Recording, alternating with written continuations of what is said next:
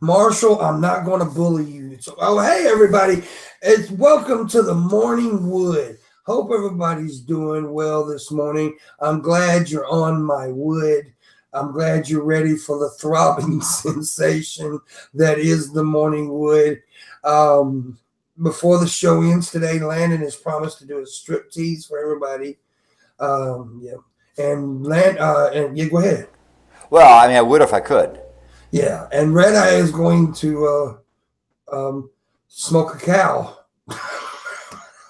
Yes. Anyways, I was gonna say something else, but I was like, nope, don't say that.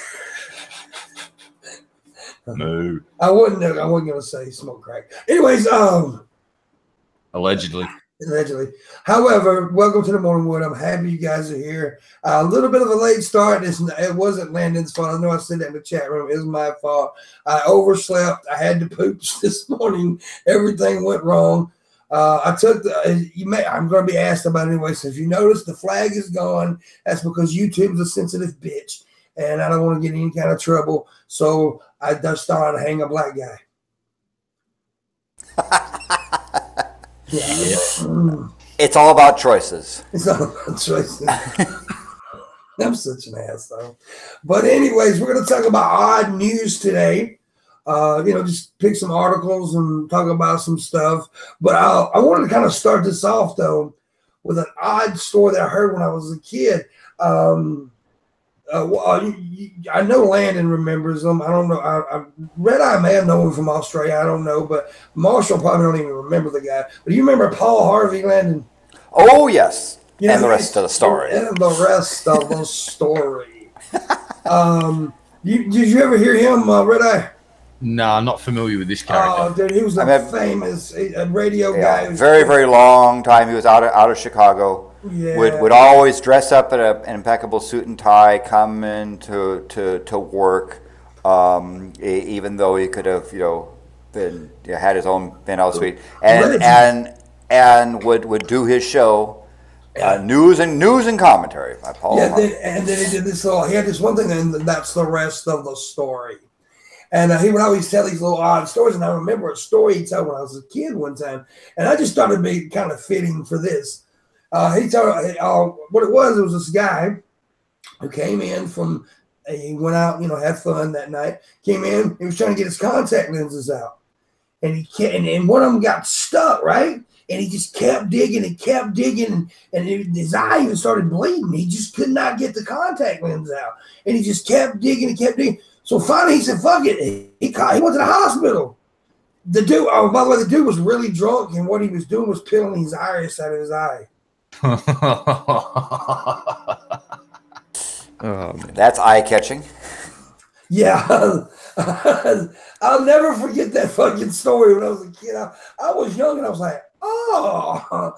Yeah, that was fucked up. You have to be really drunk to think your contact lens. That's fucked up. But yeah, I'll never forget. Paul, by the way, I'm thinking about Paul Harvey. Dude, that dude was a legend. I miss him I used to listen to him all the time when I was a kid. He was so awesome.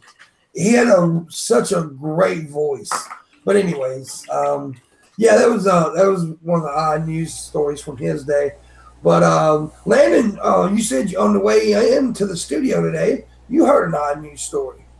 Yeah, they announced this puppy rescue, right?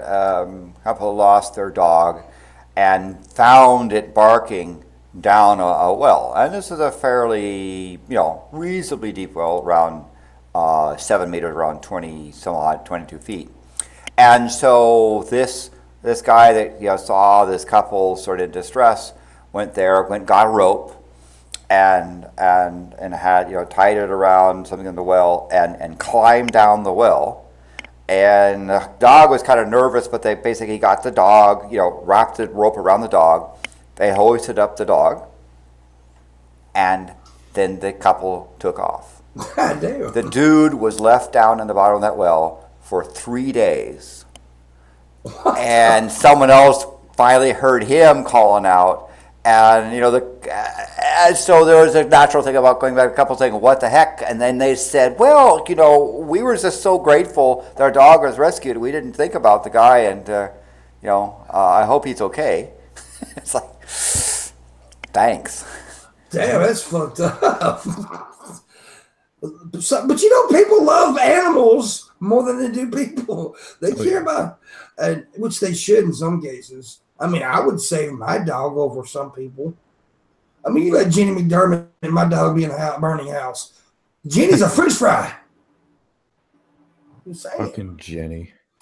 Yeah, I said, here's one. When I first read the title, I was like, whoa.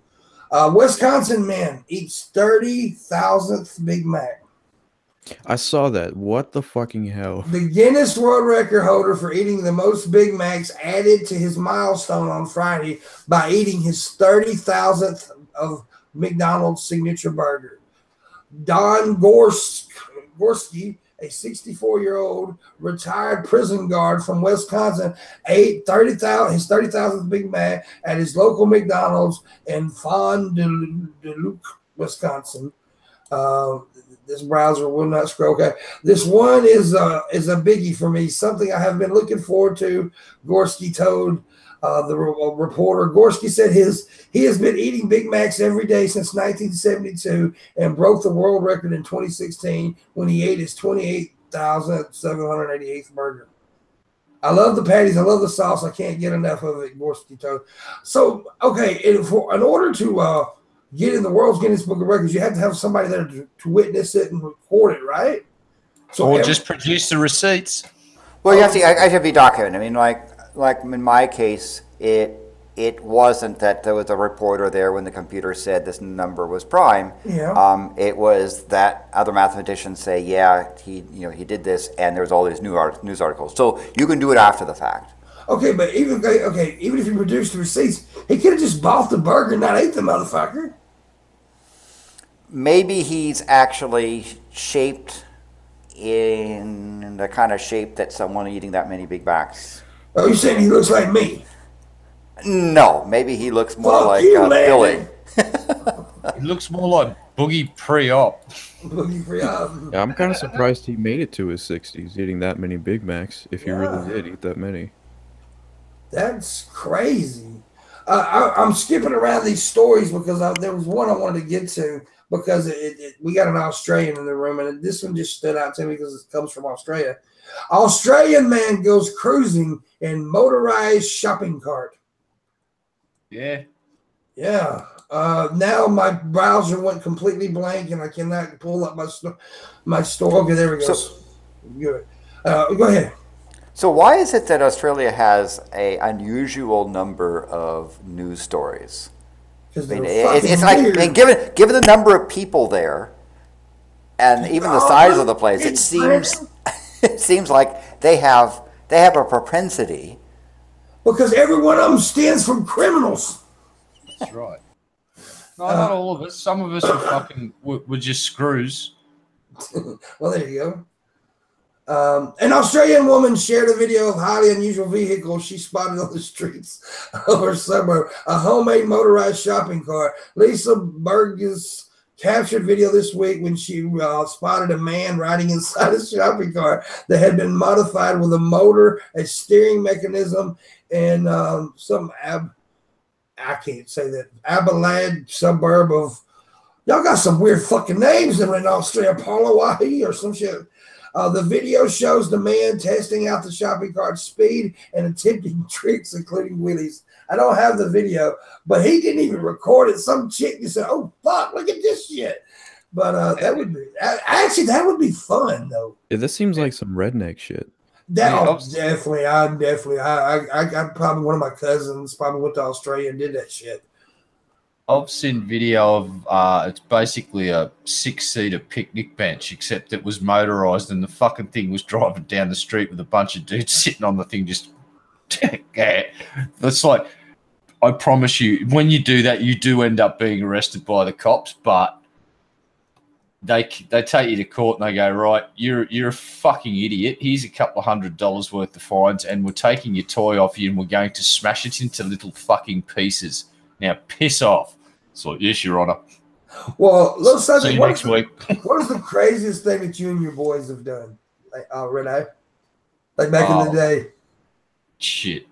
Well, Well, craziest thing I've done, not that crazy. We did sort of go down to the local garbage tip, and they used to have some vehicles left around there, and it's not hard to guess where they stored the vehicles. It's like first thing we did, sun visor, keys dropped out, and next thing you know, my mate's burning around in their fucking tip ute, smashing into shit. And it's like, yeah, it didn't end well. We got taken home by the police. Well, me and my Down syndrome friends thought it would be a great idea to take couch cushions to our bodies and jump off the roof of the house. You fucking hell. Yeah, that ended with broken ribs. It ended with my boy breaking his arm. It sure did. God damn. I turned out fine. I had more. I mean, it was fine. It was me and a few of my football friends. We thought we were brilliant, and like, let's do this. All right. We got one other crazy pastime we used to do. Where I lived was a pretty decent sort of hilly area, so there's a couple of 100 meters worth of slopes. No snow. Long grass full of snakes. You know what you can do, though, if you get masonite or an old surfboard and the grass gets long enough? You make a fucking track. You start pushing the grass down in one direction, downhill. And I'm telling you right now, you set the tracks up right, you can break Mark fucking 2 going down these fucking hills on old surfboards and shit with the fins ripped out. And some of the fucking injuries you get from pulling 50k an hour, 60k an hour down a grass hill and then falling off these boards and just eating fucking shit and gravel and trees and shrubbery. It's yeah, there was broken bones there too. But we used to do this run. It'd be a good 150 meters down this hill, and then it'd sort of drop off the edge into this cutout where they were going to build a house, but they didn't build the house, and it was just rocky ground, and that's where you'd land. Damn. What about you? Well, Landon, I'm pretty sure that you blew up a planet with your friends, but what anything crazy shit that you did when you was young with your buddies?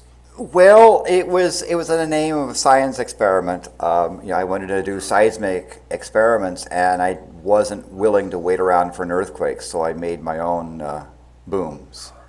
But I was very, very, very, very safe. I mean, I would build essentially, let's call them bombs, because they were, where I would use binary and trinary systems, where they were actually the bomb was actually manufactured underground, and the devices within there. So I was actually never near, because I was actually quite scared, not that I would get killed, but that my parents would kill me for being injured making a bomb. Yeah. We here at the morning show do not support bomb makers.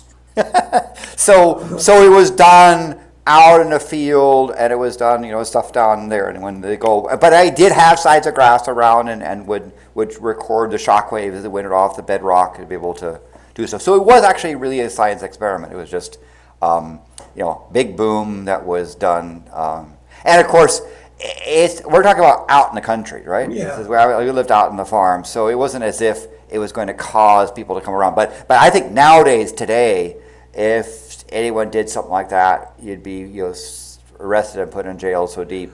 Lenny, you always tend to make me feel like a dumbass. Here, me and my buddies were jumping off fucking roofs. You were making earthquakes. And we did. I mean, I did actually record the shockwaves going down off a bedrock to be able to probe deeper into the ground. So it was, but it also had the nice thing of booms. Yeah, okay, cool. Marshall, what about you? You look like you may have sucked your buddy's dick. I don't know. Most of the crazy things that have happened to me were not funny at all. But one time that I think could be kind of entertaining. I had this really dumb friend in middle school who let's call him Adam. And Adam would occasionally steal his dad's car and show up at my house and be like, "Oh, let's go riding around." And I'd be like, "This is stupid. I don't want to do it, but whatever." So we get back from joyriding, and he's got these really slim garage doors and a pretty fat car. And he ends up just basically driving his car into the garage, the divider in between the garage doors, totally scraped the fuck out of the car, fucked up the column. And me being like 13 or something at the time, I got out, I looked at the damage. He's like, "Oh, you gotta help me." I just took off running down the fucking street. And I totally left him there.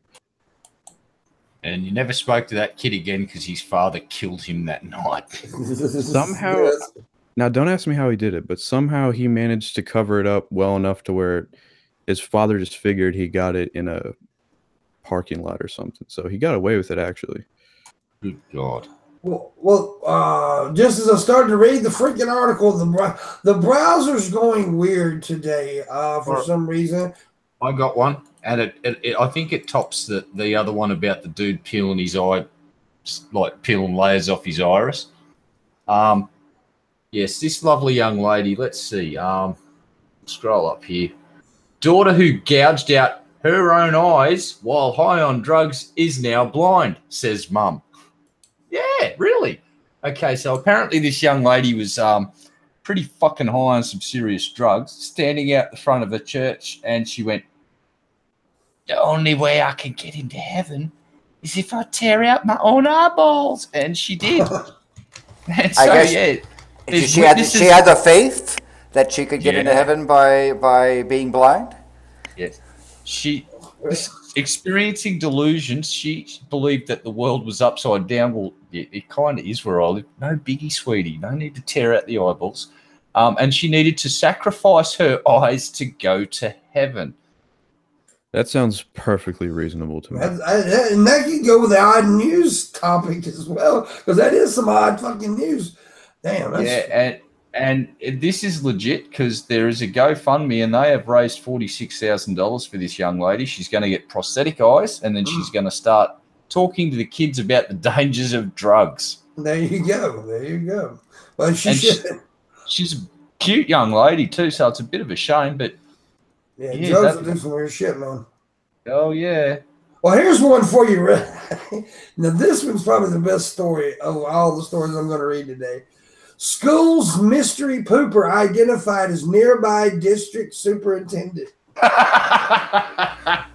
All right, so now pooping where? That's the important thing. What I'm going to tell you. Police in New Jersey said a mystery pooper responsible for repeatedly leaving human feces on a high school's field was identified as a nearby school superintendent.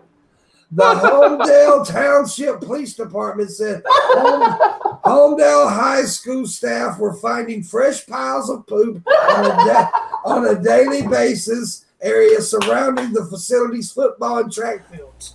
The school resource officer and school staff monitored the area and identified the mystery pooper as Thomas Tremagulini, 42, of Matawan. Tremagulini is the superintendent of the Kenilworth School District, which does not include Homedale High School District, said. We learned the rival team. Yeah, that's basically what it is. It's basically the rival school, and the superintendent of the school district was shitting on their football field. That's what it was. They got him with poop Cam. That's just insane. Oh shit. I mean, we had a person that was a serial urinal pooper, right? And the person that supposedly in high school the thing was that this person had this phobia against going in a toilet. And I don't know if it's like, the legend of the snake coming out, or alligator, whatever the thing was, but the person said, I just cannot go poo in a toilet. So he'd hover over the urinal and leave it there. My God. That sounds like an excuse to me. Well, I don't know if the excuse made him more insane than not. I just... You seen the movie Kingpin with Woody Harrelson? The dude takes the shit in the urinal. That's pretty funny. But yeah, that's funny. But what would you do, Landon, if you worked at a school and you found out your superintendent was shitting on a football? Given what I thought of by a school district, it wouldn't have surprised me. Well, okay, look. First, I just want to say this: as teenagers, our high school had a rival school. It was Ripley, and we used to do stunts, but we were kids, right? We were all kids doing shit. It comes a point to where you got to give up on it. You got to act like an adult. And a grown-ass man that works for the school district shitting on a football field, that's just a little It's He fucking did what he awesome. had to do, man. It's That was fucking so awesome. funny. Let's face the fact. Go Pride, man. Go School Pride. Now, fuck that. That dude needs his ass whooped. That's funny. I think he was just a keen grounds person and not a professional one. Fertilizing the grass. He was an amateur groundskeeper, and he was just trying to help the other team out by pooping in strategic spots where the grass looked a little thin. Yeah. I hope somebody's got that video somewhere, just in a locker. Oh, dude, that would be awesome, wouldn't it? Well, see, what I would do is be in the other school, the rival school, the one that got shit on. Every year, I would post that video before our big rival football game. I'd post the rival of their superintendent taking a shit in our football field. You will never be able to outlive this. I think this could start a generational fucking tactical pooping war, and I'm for it. I actually encourage these two schools. Tactical poop wars, just fucking tit for tat, fucking strategic pooping. No, that would be shit for shat. Shit for shat. There you go. And it's like you just got to find the mystery turd that they plant in your school. It's like, check those air conditioning ducts. Damn, that's great. I listen to this one, Red. A Texas woman wins $1.2 million on an $18 Kentucky Derby bet. God damn. A Texas woman placed an $18 bet on the Kentucky Derby at her local race course in San Antonio and won $1.2 million at the Retama Park racetrack, announced on Friday. The woman, who asked not to be named, correctly picked the winning horse in 5 Kentucky Derby races, including Justify in the main event.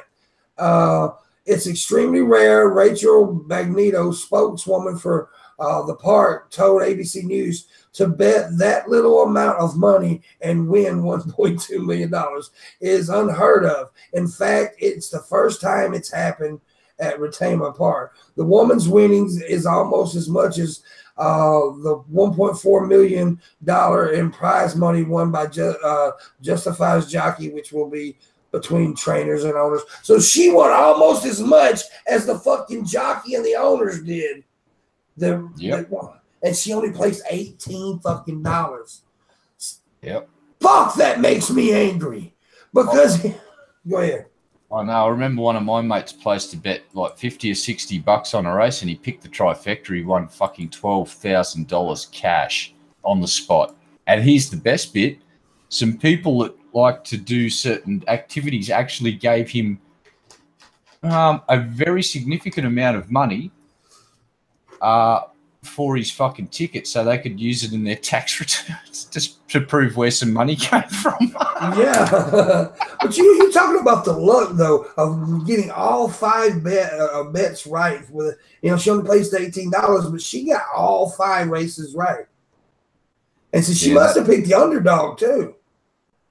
Yeah, I'd say she's just pick winners with long odds that no one expected to get up on the day, and she's had the stars aligned for this woman, and good for her. Yeah, that's what I was going to say. I said it pissed me off, but congratulations to that lady, because that's fucking awesome. That's some ball shit right there. It's man. Yeah, she said that's very rare. What got me though was when the woman from the park said it's very rare. No shit, Sherlock. We kind of figured that's rare. There we go. Honest Red says 1 to 20 to 1 5 times in a row. So that were the odds per each race on average. That was the odds of the horse winning was 20 to 1. So yeah, she's picked some fucking. It's like my mum. My fucking mother used to have this gift. She'd gamble once a year, Mellon Cup Day, and she would bet no more than fucking $50, and she would pick the horse based on the name, if it was a flower she liked or a colour she liked. Wouldn't know form of horses for shit, and she'd pick the fucking winner every year. And on my 21st birthday, she did it and handed me the winnings for the night and said, "Have a drink." And it's like, I got fucked up that night. I had hundreds of dollars to spend. For the non-Aussies, Mellon Cup is a big deal in Australia. Even for people like me that don't do horse racing, you always get together to have a party, right? Kind of like the Kentucky Derby in a way.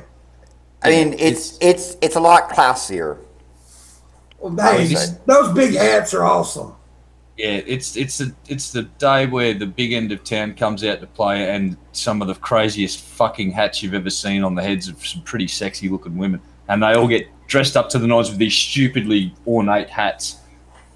And people get together at barbecues, and they do a pool. Like, so I won a pool because essentially what they do is they say you put in, you know, a 5 or a 10 into the pool, and they randomly draw out names, so you'd even know what horse you're betting on, and then you root for the horse, and if you win, you get the pool.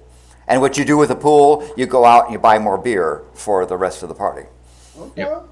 And they have cane toad races as well, and fuck off, they're awesome. Basically, they just get a bunch of cane toads randomly, draw some numbers on them, put them in this big round circle, and it's sort of all divided up, so it looks like a cake that's been cut up, but it's all sections with a toad in it, and they're in the middle of a circle, and the first toad out of the circle is the winner of the race. And I was about 7 years old. I was a toad wrangler for the night, and mine got away from me, and I fucking kicked this fucking toad as hard as I could across the dance floor, and everyone's just gone, oh no.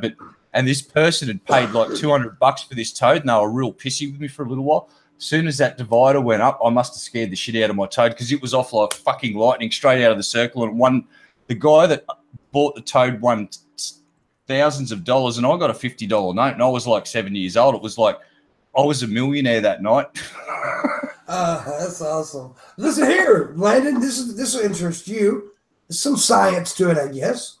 Woman fined after urine sample damages 7-Eleven microwave, please. What? Yeah. Wait, can you read that one more time?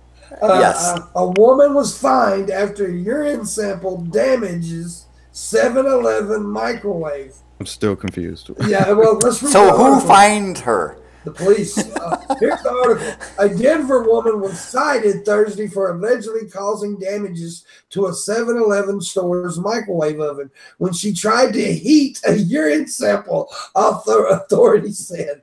A store clerk reported seeing the suspect, identified as Angelique Sanchez, 26, place something in the Aurora, Colorado store's microwave before hearing a loud bang. Seconds later, the TV station reported, citing an Aurora Police Department report.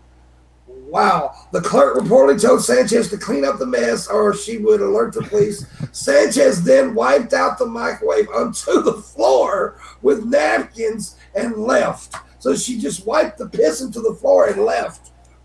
So, unfortunately, this is one of those articles where the explanation makes even less sense than the act. Yeah, I'm like, why would you heat your piss up in a microwave? I don't know. What the fuck? So I'm guessing she had a drug test and she didn't want them to get suspicious because the piss was cold. So she's like, well, I better warm it up. That's probably getting lukewarm. Oh, okay. That makes sense. You know what you do? You fucking jam it in your fucking waistband, your fucking pants for fucking half an hour and warm it up to your body temperature. There's a fucking good idea. You know what is right? also suspicious? Yeah. If your piss is boiling hot, so hot that it explodes in the microwave. It causes a steam explosion in a microwave at the 7-Eleven. That's nuts, dude. And then the bitch just wipes the piss on the floor and walks off and leaves. That is some bitch shit. That's some rude shit right there. Yeah, but like Red said, just put it up against your body. That's how Tommy Chong's like Tommy Chong used to have a company that actually sell a fake bit of looks like a fake, well, it looks like a schlong, and what it is, it basically has this. They'd go and get urine from people that were so clean that their piss was like mountain spring water, and fucking sell it to people. Who'd then take that in, put it in this little thing, use their body to warm it up, go in and like the doctor would be standing over their shoulder. They'd pull out the fake bit of the pee and use the fake piss and provide the sample like that. It's like, it's pretty fucking sad that you guys have got to go to those lengths to just do it. It's like last time I went for a job and the guy went, we do drug tests. Would you pass? I said, I'd pass it with flying colours for marijuana. I didn't get the job. Here's the thing, though. 7-Eleven probably just fixed the microwave and kept on using it. Oh, yeah. Yeah, of course they did. Well, the question is, did they mop the floor? Probably not, knowing 7-Elevens. Let's face it, most 7-Elevens in America aren't the cleanest little motherfucking stores. I can't fucking imagine what that smelled like, dude. That whole I would say 7-Eleven. piss. No, because when things burn, they smell different. Yeah. Yeah, they do. That's fucked up. That is Oh. why are people so stupid? It'll be stale piss too, so it's just going to have that extra stankiness about it. So your advice is to have the urine next to your body and heat it up gradually. Or don't do drugs. Yeah, don't do drugs or quit that job and just become a drug addict full time. Yeah. There you go. Yeah, the thing could this person be somebody who is, thought that the microwave somehow would fry out the drugs in their urine, or could be that it was somebody else's urine that they're trying to heat up to body temperature. Who knows? Oh, and by the way, I retract my statement. I'm sorry. Do drugs. Drugs are awesome. Drugs are bad. You're Allegedly. gonna get flagged. You're gonna get flagged again. Oh, yes. Drugs are bad. Yeah, they're horrible, horrible kittens. Kittens are great, though. Here at the I like- Wood, we do not support any drug use whatsoever. And No. But we support suicide and forced in Japan. Yeah, and tasing dead rodents. Yeah, tasing dead rodents is awesome. That's, yeah. Yeah, we support that. Yes, we do. Absolutely. Yeah. What about the whole, do we support nuking any certain countries that... No, we better not go there. That's No, better not. Okay, here's one. A customer buying Mentos is confronted by an off-duty cop. I don't know. Let's read the article. An off-duty police officer at a service station in Orange County, California, drew a gun on a man whom he suspected of stealing Mentos, worth $1.19. Video footage shows Jose Arreola, 49, who lives near Los Angeles, told the Orange County Register that he and his wife were going to a club in mid-March when the incident occurred. They stopped at a gas station in Bueno Park to withdraw cash from ATM. Arreola's wife, Jacqueline, asked him to buy her some mints. And after withdrawing the $6 in cash, Arreola bought a pack of Mentos with a $20 bill. While waiting for the clerk to give back change, Arreola pocketed the mints. The video footage shows a man wearing a black hoodie and shorts and standing behind Arreola immediately draws a gun, says he is a police officer, and tells Arreola to put the candy back into the counter. Arreola insists he had paid for the mints, but the officer tells him to take his change and leave. It's been a month and I still can't shake it, Arreola told the Register. It was traumatic, the whole incident. I grew up in Santa Ana and I've been shot before. Arreola has retained an attorney and is seeking financial damages, and as he should, because that is fucked up. That's little dick syndrome right there. You're gonna point a gun at somebody over some fucking mints. That's the mentality. I'm sorry, I'm about to go on a little rant here. People are going to be pissed off, but that is the mentality of a lot of our police department. They want to be these fucking heroes, and first off, even if he was stealing the goddamn Mentos, it's a fucking pack of Mentos. You're going to pull a gun on a dude for pocketing a pack of Mentos? When you put a gun at somebody, you are telling them, I'm going to kill you. So I'm going to kill you over some mints is the dumbest thing I've ever heard. Certainly this week, anyway. What do you think about this, Landon? I mean, I think it's a sad commentary on the American psyche, right? And we have a sickness when it comes to things like this. It's and I know I don't mean to offend. The guy Nadvik is out there, and for the record, I was the deciding vote to cast against a gun control measure in my city because at the time the Constitution prevented me from voting for it. Mm-hmm. Right? That's so if you think I'm just some anti-gun guy, I'm the one that actually had to obey the Constitution because I swore an oath to uphold it and cast a deciding vote to prevent gun control measure from being acted in our city. Now, since then, that things have changed, but that's But we have in our society a sickness. I don't mean to be sorry. I didn't mean to get all serious. No. That's fine. I got serious. I think that one of the biggest things is the training of our police departments too. Yes. Shoot now, ask later. The dude was okay. The dude didn't even steal them, but even if he was, a pack of mint candy is not worth pulling your gun out over. Well, just tell him, even if you thought he was stealing, like, hey, I saw you steal those. You might want to reconsider that. And by the way, just for the record, the NRA wanted to honor me for defending the Second Amendment rights. I turned them down and said they were legal cowards, right? Because at the time they had not actually dared bring the case to actually test the legality of the situation. Our society, and I grew up on a farm, guns were tools, and we treated them as such. Right? I think our society has a sickness where we just go over the top on it. And you look at the U.S. with respect to the rest of the world, we've got problems. We've got an obsession with. Look, I don't want to take people's guns away that use them for tools or even for home protection. That's fine, but we do have an obsession with guns, and our police department is I think cops. I like a lot of police. I got a very good friend online. Y'all have met him before.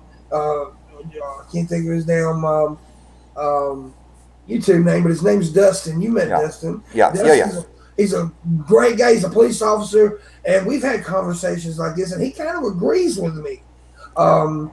Is that and I'm not gonna. I hate to make this assumption, but the guy is apparently he's Mexican. Would the dude pull a gun on a white guy with a pack of Mentos? I could say that it's probably less likely. I don't know for sure. It's probably less likely. And I'm not one that pushes race stuff. You know that. But some of these situations just seems a little. Red Eye, you hadn't chimed in. What do you think? I'll just say this. If your country's at a state where cops are pulling guns on people for fucking allegedly stealing some Mentos and the whole school shooting thing, your country might be fundamentally broken at such a level that you need to hit the reset button, and I'll leave it at that. Yeah. Yep. And I think, and I, by the way, I agree with Ken of Darkness. I support gun rights. Mm-hmm. I defend the Constitution. I dislike the NRA. I am not a gun owner, but I know how to use firearms. We were taught that way. Yeah. But the problem is that this country does not have responsible firearm users. And our gun suicide rate and our gun homicide rate and our cop public interaction death rate shows it. And it's both guns and gun training and gun safety and police training are there. You'll see situations in places like, for example, I was just the other day a case in the Netherlands of some guy that flipped out on war trauma it was in the Netherlands, and he had a really serious thing of threatening to kill a mother and small child, and the police, instead of blowing his brains out, talked him down from the situation, and not a single shot was fired, not a single gun even was drawn on there, because they used different methods to de-escalate situations. And I mean, one of the problems you'll find in places in my area, you'll hear is someone who is mentally disturbed, homeless, out on the street, and the police shoot first and do therapy later if the person survives. Yeah. Okay. Let's say you give your a kid a toy that's got sharp edges, right? And he keeps cutting himself or cutting the couch cushions or whatever. You're gonna take the toy away from the kid until he knows how to use it properly. Same thing with guns with people. We need to somehow get people to use these fucking weapons properly. We're not using them properly. It's way too easy to get one. When I was 18, I went to a hunting store with a friend of mine. Wasn't even looking to buy a gun. I had like a couple $100 on me. I'm like, oh, here's a shotgun. $200. I have $200. Within an hour, I was out of there with a gun. I was 18. I wasn't. I mean, luckily, I had grown up being taught how to use guns. But let's say I hadn't.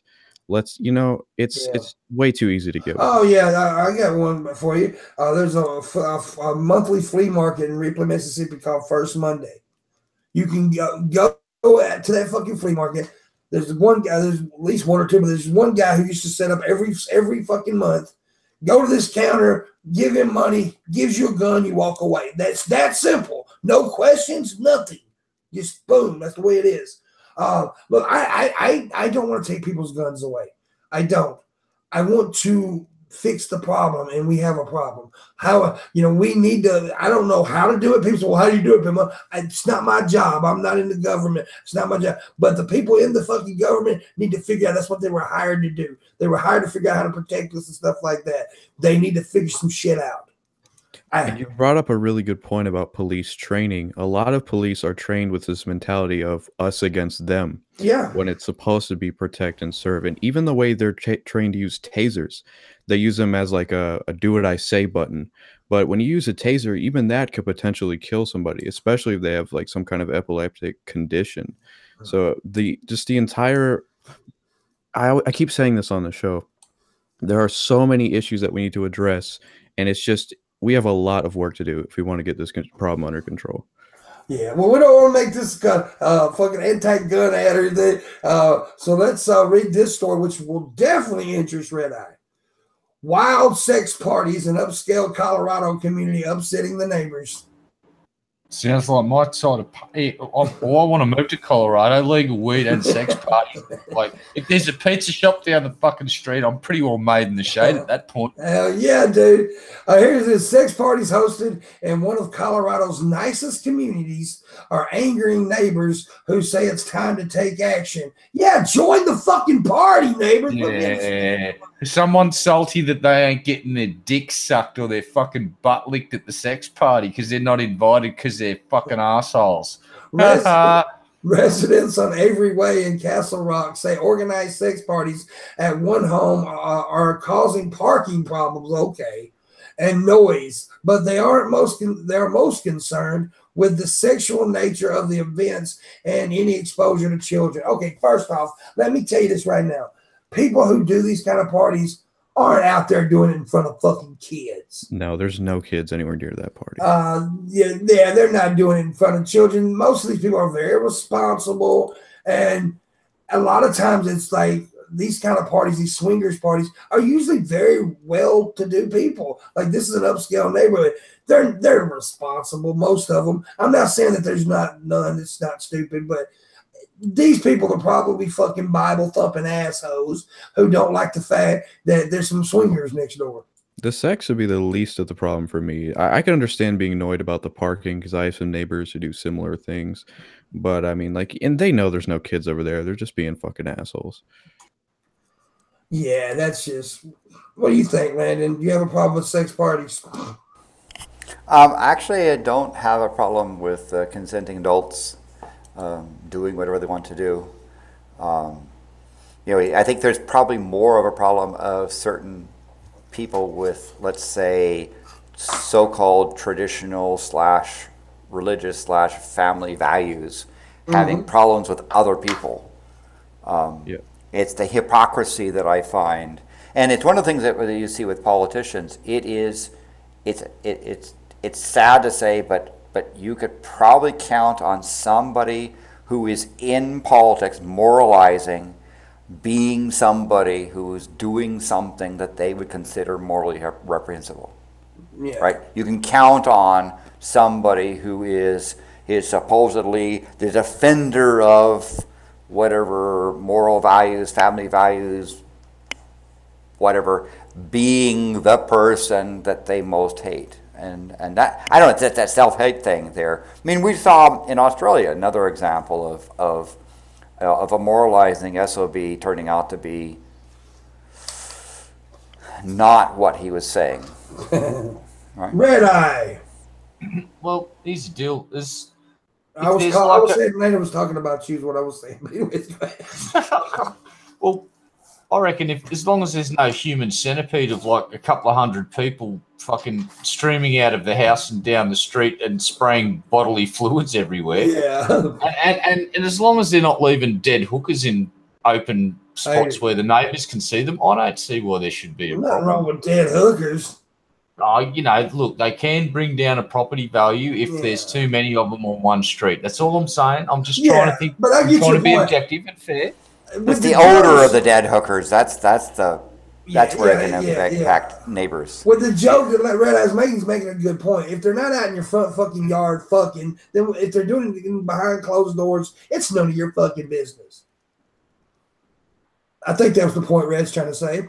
Yeah, no, seriously, it's as long as they got it on the down low and it's not out in the fucking open, out in the deck of their pool, which is elevated to be half a story above the fence line next door, so their neighbours can get a good view of their arse crack as they're ploughing in and out of their fucking mate's wife. That'd be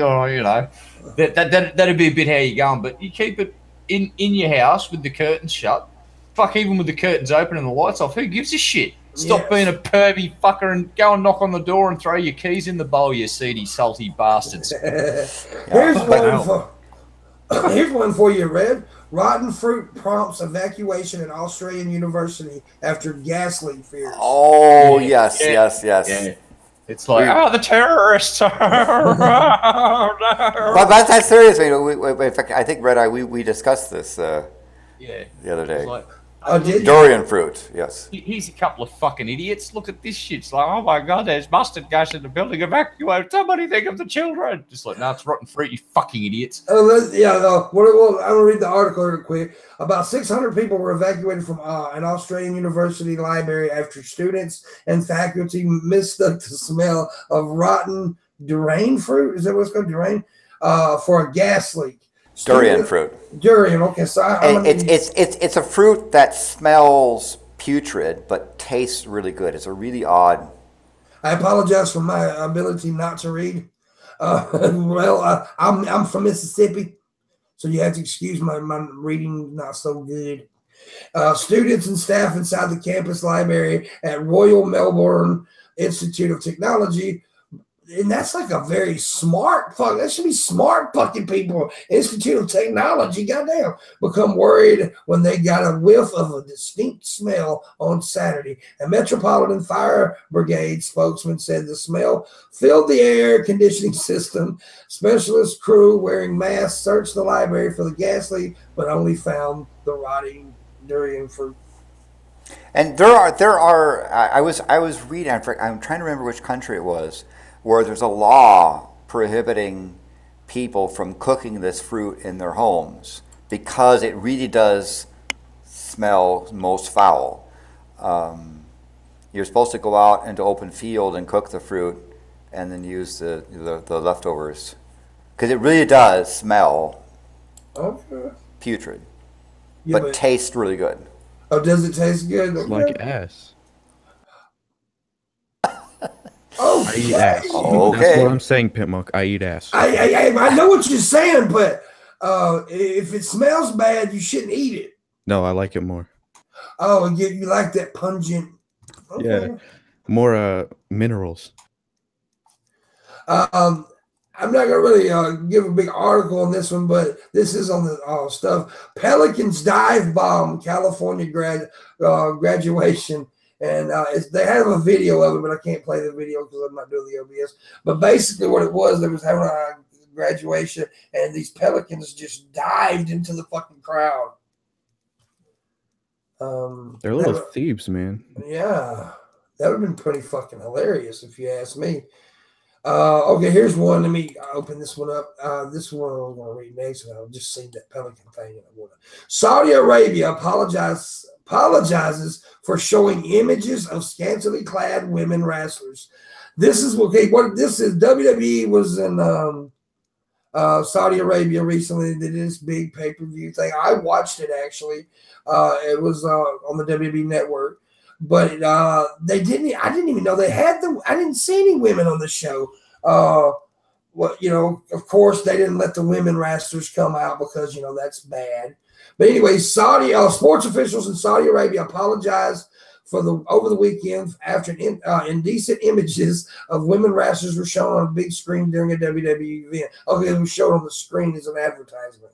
Television viewers said the broadcast of WWE's Greatest Royal Rumble was cut off for a few moments Friday as the promotional images played. The Wall Street Journal reported that the images drew hoots and cheers from the mostly male audience at the event in the city of Jeddah.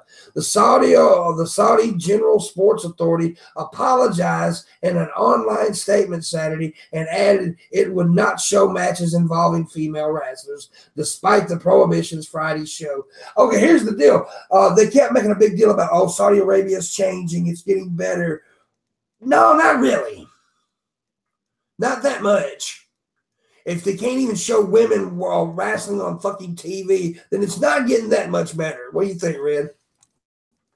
Yeah, no comment. Yeah, what can you say about that country? It's like, Jesus fucking Christ.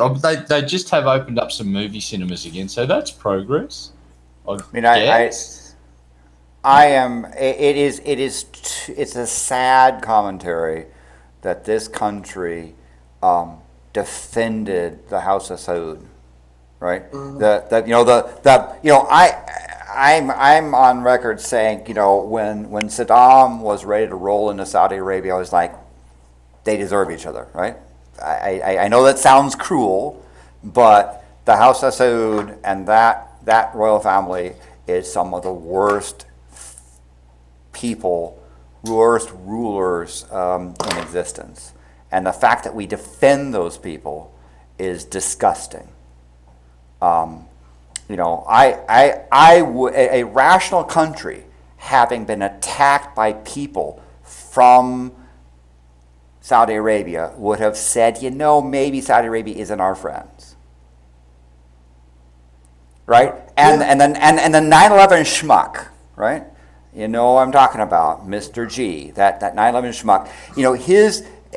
He's now part of the whole thing defending. They're so far up the House of Saud's arsehole, it is not funny.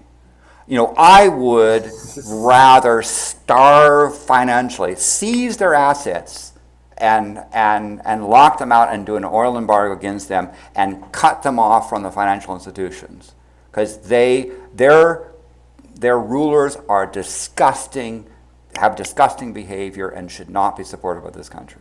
How do you really feel, Landon? Right, and that goes from the king on down, and that's what I do. I would sit there and say I would declare them supporters of terrorism, and I would seize their assets, and I would have an oil embargo, and essentially say, we're going to treat you, like the pariah that you deserve to be. Landon just went full beast mode, did he not? Landon just went full fuck you, motherfuckers. I'm about to tell you some shit. Yeah. Now, and then Curtis say, he's being anti. No, I am not being anti-Islamic. I am specifically targeting the rulers of the House of Saud, right? The whole lot of them. Yeah, fuck them. I agree, man. That's well said, man. Landon kicked some booty. I wish Landon would run for president. You got my vote. Do it. I hadn't heard about this, but I'm sure Red Eye has. French president calls Aussie PM's wife delicious. Yeah, and Malcolm's missus didn't mind. She said, "Yeah, he's probably a bit all right himself." Somewhere between a Freudian slip and a lost in translation, French President Emmanuel Macron, I guess, made headlines and raised eyebrows in Sydney on Wednesday by calling Australian Prime Minister's Malcolm Turnbull, his wife Lucy delicious, wrapping up a joint news. Okay, I just seen wrapping up a joint the first day. Joint news conference during a brief visit to Australia. Macron moved to thank Tumbles for the hospital. Hospitality. But he called her delicious, and a lot of people thought it was rude and whatever. Pimpmunk, my only question is, did that news conference last for 30 minutes? Was that a Jeff pun? He beat me to it. I was going there. She was delicious for 30 minutes. Yeah. He meant to say her legs are delicious. Oh, since you're the Australian guy here, was that like, did people get offended by that or something? No, the journalists for some reason thought people would get offended, but here in Australia, it's like, oh yeah, he said that. It's like, Who gives a fuck? yeah. Oh look, 4 people died in a car accident, and we went on and read the next fucking news article in about 3 seconds. It's like, I can safely assume that not one fuck was given by Australia in total, not even one. There's always somebody though who wants to like get offended, right? So this reporter thought, I got me a story. Yeah, it's stupid. It's the same as it's the same as the chick that recently put the really good, really lovely looking lady that wore the orange dress that may have had some influence from Asian culture, and some Chinese or Japanese American guy jumps on and gets fucking all butthurt, and the internet basically just tells that guy to shut the fuck up and take a seat. And I'm getting really, it's like, fucking shut up, you goddamn sooks. God damn. It's like that dude. It's like that dude that time. You remember back in the day with that Chick-fil-A, when the dude with the Chick-fil-A cussed out the damn worker girl that was in the fucking, Oh yeah, I remember that. But it said, how could you work for a company that and he posted like he did something great, and people went off on this motherfucker. Everybody was like, even the Daily Show went off on him. Like, this chick is just, she's making minimum wage, she's working to feed her fucking, and you're gonna go and jump on her. It's ridiculous. Everybody's offended by yeah, it's just crazy. And I got a feeling that it was just lost in translation. He would probably be meant something like delightful. Yeah, here's the thing about the press. They whip up a frenzy and shit. And I'm going to use an example. It might be a bit touchy, but the American Airlines singing that Asian doctor or whatever. Mm-hmm. Here's the thing. American Airlines didn't fucking issue an order to the police to beat the fucking shit out of that guy. And the guy kind of did disobey a lawful order from a police officer, and there were a whole plane full of people waiting to get to where they needed to go, and there was staff members from American Airlines that needed to be on that plane, so the next plane flight that they were going to could take off as well. It's a chain. It's like a domino effect of people getting fucked in the ass because of one guy. And people point the finger at American Airlines for all this. It was like, they didn't touch the guy. All they did was ring the police because they couldn't physically remove the guy from the plane legally. At their point, their hands were tied, and they called the cops. Now, were the cops a bit over the top? That's another discussion. But American Airlines didn't do shit to that guy, and they're the ones that are paying the millions of dollars in compo. Doesn't make sense to me. They didn't do anything to the guy. The cops beat him up. It's like, place blame where it's needed, and then the world will be a better place. Here's one that just popped. I'm looking up I got a bunch of sites put up with these odd news. Twitter users chew out DJ Khaled for refusing to perform oral sex on his wife. Oh, God. Not to put DJ Khaled in a box, but he apparently refuses to perform oral sex on his wife. I guess her name is Nicole Tuck, but even tackier, he expects it from her because, as he explained in a recently discovered interview from 2014, he's the king in the relationship. The two married in 2016. You got to understand, I'm the Don, I'm the king, DJ Khaled told the host of the New York-based radio show, The Breakfast Club. It's different rules for men. We the king, so there's some things y'all might not want to do, but it got to get done. I just can't do what you want me to do. I just can't. Okay, he is a bit of a selfish fucking prick. That's the reason they chewed him out. They didn't chew him out because he just didn't want to do oral sex. It's because he's a fucking pig. Yeah, I mean, why would anyone expect more from Khaled, though? Like, he's a moron. Yeah, that's fucking I mean, look, anybody in a relationship knows it's 50-50, man. If she licks your butt, you lick her butt back. So, just one quick question. Who is this guy, and why should I... Oh, I've got 2 questions. Who is this guy, and why should I give a fuck? He's some kind of... I don't know what he is. He's some kind of musician, right? Yeah, he's a producer and I guess a DJ. And I mean, some of the stuff he produces is pretty good, but he's just a jackass. Like, I can't stand the guy. Yeah, he pisses a lot of people off. Yeah, so it's just in the odd news stuff, and which it is considered odd for him to say that. What is something here? Oh, Stormy Daniels tops Roseanne Barr in epic Twitter smackdown. Huh. That's not all. Giuliani came out today and said, "Oh, you know, there may be some more women that Trump's paid some hush money to." After Trump's come out and gone, Rudy doesn't know what he's talking about. He's only been on the job for a day. It's like, that was a fucked up hire, wasn't it? Bro, that's me. That's just bravo, Giuliani. You just go. You Are fucking. you jerking off? No, that's the golf clap. You. Oh, I thought you was jerking off. It's not happy. Jerking. It's when Trump's getting butt fucked by his own team yet again. It's these fucking lawyers that he's just hired because he sacked the old lawyer because he's been he's kind of in trouble. Yeah, I know you have a very large penis, and I thought you might have been just. No. I'm a robot. I don't even have a penis. What are you talking about? Yeah, but that side I just put about a bunch of celebrity news, and I'm not really into the celebrity news, so we'll read the other articles. Fuck celebrity news. Here's one. Nudists welcome into Paris Art Gallery for the first time. Nudists visited a Paris art gallery for the first time Saturday and pursued its expeditions completely, all natural. I'm not going to say this. The Palace de Tokyo allowed the 161 visitors to drop off their garments and coat, check, and walk around naked. Okay, that's it. They basically let nudists walk around the art gallery butt naked.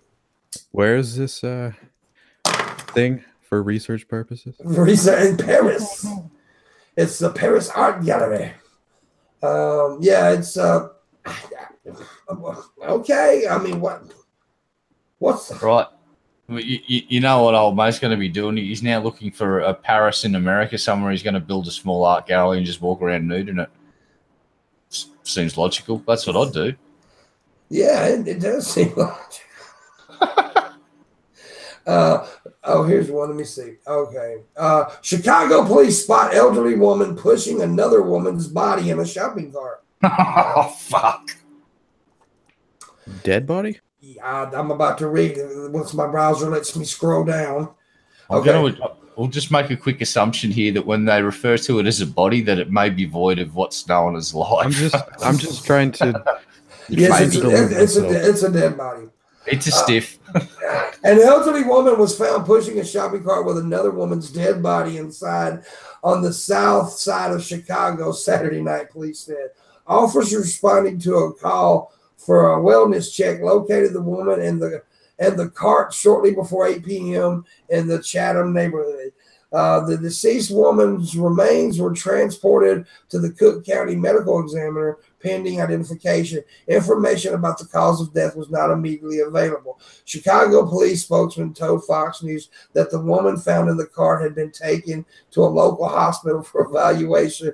No decision had been made about whether to file charges. It's probably her friend. They're probably, she probably ain't thinking correctly. She got some issues. But that would be kind of fucking freaky, though, to see an old lady walking down the road. What you got there, honey? Oh, this just Claudine. I wonder where she was going. To, like, the market or some shit? Yeah. Well, Claudine needs some diapers. She done shit all over herself, honey, child. I got to take her to the store. Bingo night. Bingo, that's it. That's it. Claudine always has the best luck at bingo. That would be fucked up, though. Maybe she's just a genius, and she murdered this woman and then pretended to be insane, pushed her around in a parking lot. Oh, this is interesting. Wait a minute, let me pull this up real quick. Okay, here we go. Man bitten by shark, bear, and snake in less than 4 years. At that point, like, you're doing something wrong. I can't even blame. A Colorado man achieved a distinction last week that few people would probably want to match. The Yeah, a few people would want to. When Dylan McWilliams was bitten by a shark Thursday in Hawaii, it meant he had been bitten by a shark, a bear, and a rattlesnake, all less than 4 years. I don't know, McWilliams told the Honolulu Star Advertiser on Friday. I'm either really lucky or really unlucky. Not surprising, the 20-year-old from Grand Junction says he spends a lot of time outdoors. Yeah. Quit fucking with animals. Hey, this guy should buy a fucking video game console and get some coupons for pizza and just stay at home. You know, the dude's obviously going out and trying to piss these animals off and fucking with these animals. He deserves to get his goddamn ass bit. Stop harassing nature, you fucking wank. Jesus Christ, what do you expect? Some people, I don't know. Leave nature alone. Just like you should leave Britney alone. Leave nature alone. You gonna pull out some Chris Crocker, huh? I keep putting my hand on the stove and it burns me. I don't know what the fuck's going on. Yeah, I mean, people. No, it ain't that. This dude knows what he's fucking doing. Actually, that reminds me of another news article recently about a bloke that saw a bear and the bear was injured. So, what did this man do? He thought it'd be a fucking great idea to pull out his mobile and take a selfie with that bear. And you know what the bear did? There's a 50-50 shot of what happened. It was either flight or fight. Sadly, he got the second one, and the bear fucking killed him. And people stood by and videotaped the bear fragging the guy. And yeah, Landon, you're a man of well-traveled man. You've been on like all these. You've been in jungles and whatever, lions, and so you respect animals when you go out. Yes, except when they get really close to me while I'm doing my business. He doesn't respect them. He pisses on nature. I know this for a fact. Yeah, but what I'm saying though is when you go out to these places, yes, it's you're in their house, right? And so you just stroll into that house, you kick that front door, and you just fucking walk in there, Landry, and piss in there. Yeah, fucking piss off. Cop that nature. Well, it was the case that the cat was actually in my business. That was, but most of the time, right? It's a matter of recognizing. That's to say, when you're out in safari, you're in their house, you're in their rules, and by the way, apparently baboons is one of their defense mechanism is peeing on leopards. What you actually did is you went to Africa, and the first thing you did, first morning out of the tent, you strolled out of that tent naked, just said, "Where's a fucking big cat? I'm gonna fucking dominate this place and show him who's boss." and your guide went over there, and you went over there, strolled over there, found the cat, pissed on it. The cat went meow, and you went, "Yeah, fuck off and tell your friends I'm the boss." And that was that. And for the next 2 weeks, Landon strolled around Africa naked, and nothing fucked with him. True story. Speaking of animals, Well, he may have embellished a few things there, but there you go. Speaking of animals, though, mystery as a decapitated goat discovered near New Jersey railroad tracks. decapitated goat. Satan. It says New Jersey investigators are trying to figure out if people performing a ritual are responsible for the remains of a decapitated goat found Monday in storage bin near railroad tracks. The goat's body was found along the New York railroad tracks in Elmwood Park, according to the record of Bergen County. Upon arrival, officers located a 27-gallon plastic tote which contained the carcass of a headless goat. Elmwood Park Police Chief Michael Foligno, I guess that's Italian, told NewJersey.com in an email. The Bergen County Society of the Prevention of Cruelty to Animals also responded to the scene, but no other evidence was found. The entire area was canvassed for additional evidence with negative results, said the chief, adding police were looking into whether the goat was killed in a ritual. Yep, it's exactly what happened. 2 young kids down their satanic ritual. They're about to fucking do it, and the dude that's doing the ritual says, "All right, we got this tape of Slayer. We need the right music." And the dude sadly pulled out his Britney Spears tape, and the ritual went horribly wrong. I mean, Britney Spears always does that shit. Yeah, it was sad. Mummified monkey found in century-old department store in Minnesota. Delicious. Yeah, it Wait, sounds what? like a treat. Yeah, it sounds like beef jerky to me, monkey jerky. Mm. Anyways, crews working in a historic department store building in downtown Minneapolis made an unexpected discovery recently: the mummified remains of a monkey. Demo worker Adam Peterson submitted a photo into the Old Minneapolis Facebook page, a site dedicated to curating historic images of the Minnesota city. The page then posted the photo Sunday. I will show you the photo of the mummified monkey. Give me just a second. If my screen share works, here it goes. Here it goes, my children. Okay. It takes a second for it to pop up. There's the mummified monkey. Oh, poor little feller. Look at him. Aren't he cute? Fuck, I'm dead. Fuck, I'm dead, yeah. That would be a hell of a discovery, though. A mummified monkey. I don't understand why I was doing a department store. Yeah, that's the thing that gets me. It's Minnesota and it's a department store. Yeah. I don't think we want to know. Are you sure? Yeah, I'm pretty sure I don't want to know what happened to that monkey. I think the mafia may have been involved. Okay, if you're reporting news, can you talk about certain drugs? Yes. But then the next question is, will YouTube fuck you in the butt for doing so? Yes. Because this is a good story, but it's not about didgeridoo. It's about something. Yeah, I'm just going to skip it. Fuck it. I don't want to get in trouble. It's a good story, though. Fucking ridiculous that you even have to skip it. Yeah. It's fucking sad. Yeah, there's some odd news right there. YouTube fucking hates people. Hey, can we demod Gage so I can boot him out of chat? A mummified monkey? He just said, are there any monkified mummies? Gage, go sit in the corner for at least 15 minutes and hit yourself in the face with a heavy fucking iron skillet. Here's one for you, Landon. The man who ate world's hottest chili is hospitalized with excruciating headaches. Oh. Headaches. Yeah. I would think that the other end would be involved. Yeah, ass aches. Hell yeah. A man bit off more than he could chew. Nice pun in there, reporter. When he tackled the world's hottest chili, the so-called Carolina Reaper, and was left with excruciating headaches. And the first ever recorded such case. Okay, the next few days after eating the veggie, the man experienced short splitting pain. How do you know that's got to do with the fucking pepper? It was a few days later. He got a migraine. What the fuck? How are you reporting that with the pepper? I would think, yeah, wrong end. Maybe it's a euphemism. I have a headache. Not now. I have a headache. Burning. He probably had to get a skin graft to his fucking taint. Melted it off.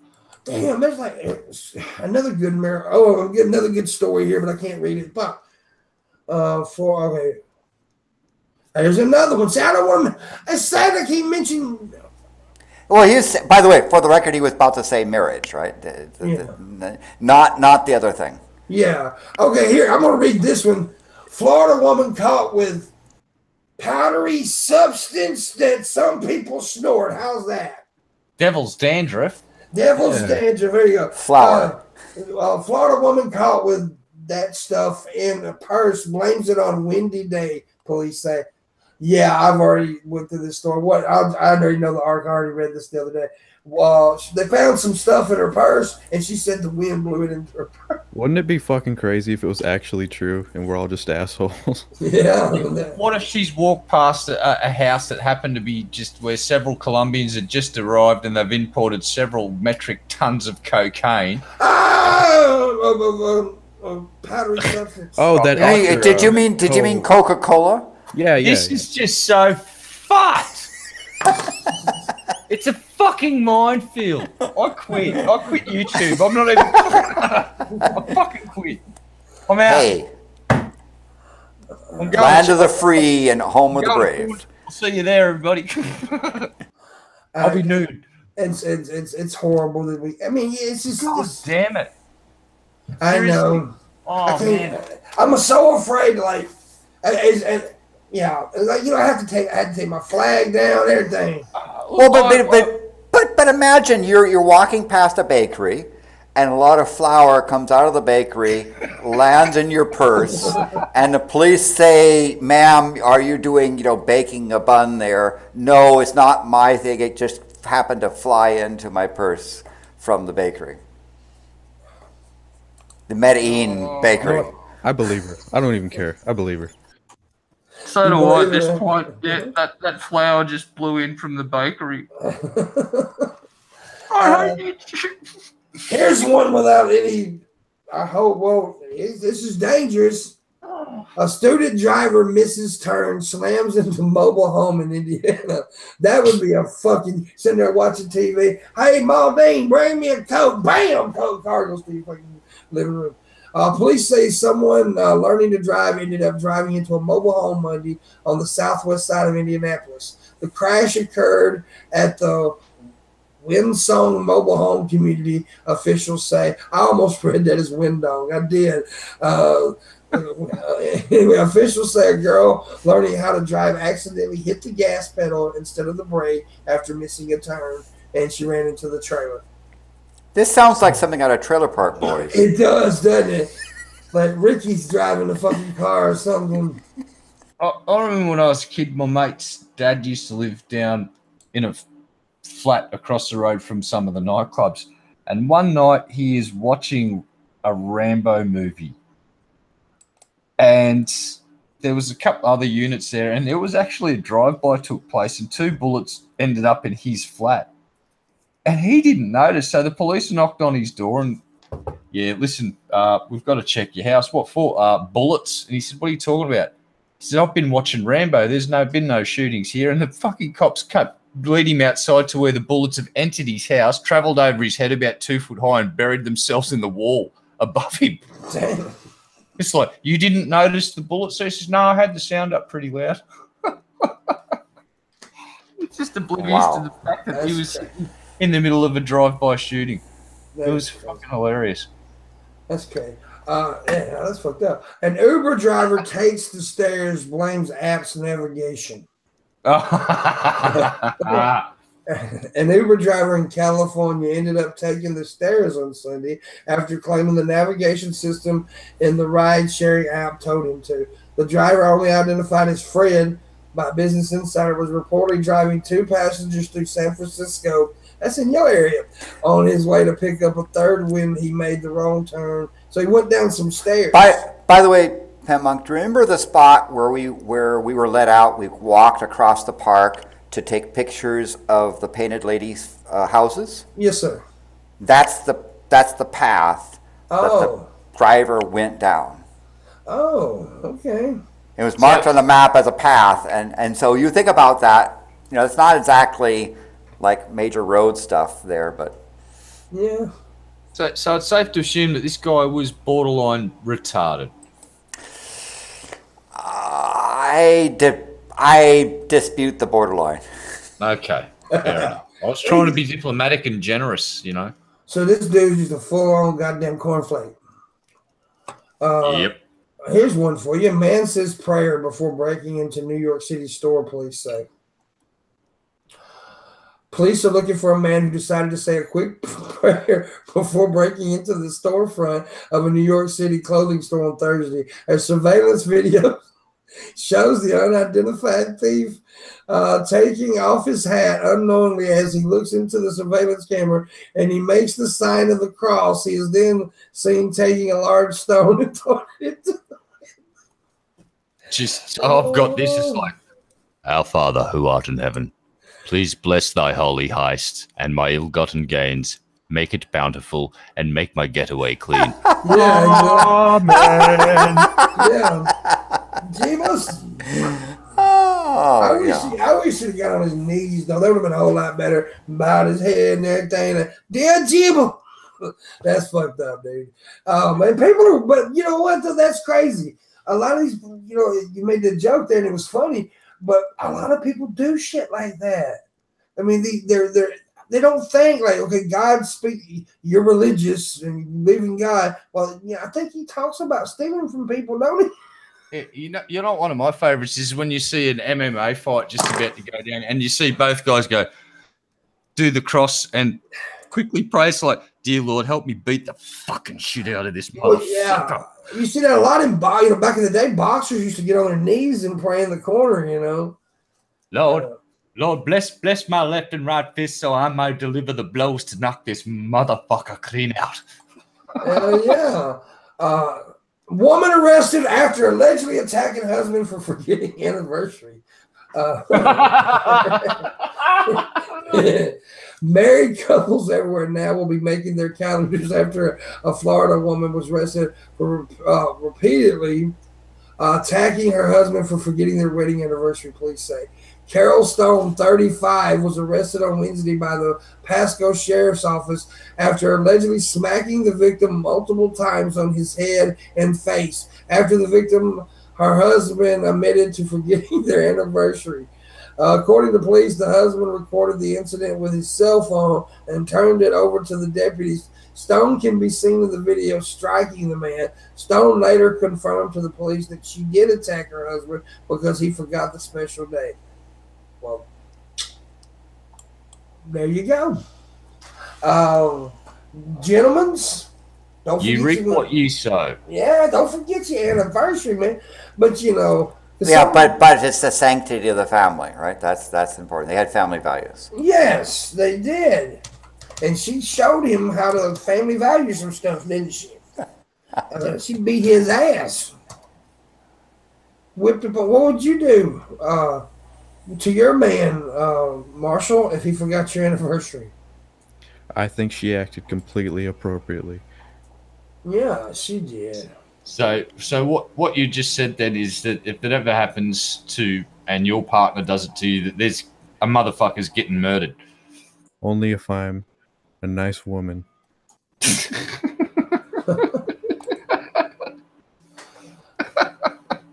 I don't know what this means, but we'll have to read it and see. Dogs' cancer was teddy bears. What? Teddy bears? Yeah, a couple in England feared their dog had cancer. A scan showed a mass on her spleen. The vet went in to do surgery only to find it was a mass of teddy bears in the dog's stomach, the BBC says. Wow. Okay, then feed your pet more often, maybe? Or It's a good thing they didn't have children. It had to be a big dog. Unless they were very small teddies. Yeah, like tiny bit. I mean, maybe like, you know, Gimpy and Fisty. What if they were little tiddly tiny teddies? Little bitty tiny ones. Little bitty titties. Little bitty titty. Let's see what this one says. Teen plays video game during tornado. A teenager in North Carolina kept playing a video game despite seeing the roofs come off of a nearby house nearby. Wow. It says, I am Noah King. Anton Williams was playing a video game at home in North Carolina when he heard a noise. The teenager went to the window and saw roofs flying off his neighbors' houses. It was a tornado, but he was winning the game. He kept playing. The power lines came down. He kept playing. He took his sister and nephew into the bathroom for shelter. He finally finished the round and hunkered down. The family is fine. But next time, Anton, please just hit pause. Oh, fuck that. He was fucking winning. No one bails out of a game. You only fucking losers bail out of the game when they're on top. Jesus, he's a dedicated gamer. Sponsor that fucking kid. Sponsor that kid. Get him to Korea. You'll be a fucking millionaire in no time. Well, he must have had a significant UPS to keep going if the power is being taken out by. Yeah, that's what I was thinking. Power of Jesus provided. He's there you a go. Christian gamer. He prayed before the game. Now, Red Eye, you're a dedicated, gamer in there. How many tornadoes have you played through? None, but I have played through what could be known as the tail end of a cyclone and a couple of floods and some significant lightning events where I probably should have shut down all my electronics. But hey, I was doing pretty good that night. I was having a good game. It's just, it's just a computer. It's just a life. You can get another one. You respawn. All right. Oh, this dad deserves a reward. It says dad interrupts marriage proposal with say no sign. Apparently, the dude planned this big proposal. He asked the dad, could he do it? And when he got down on his knee to do it, her dad was standing on top of the hill with a sign that says say no. It was a joke.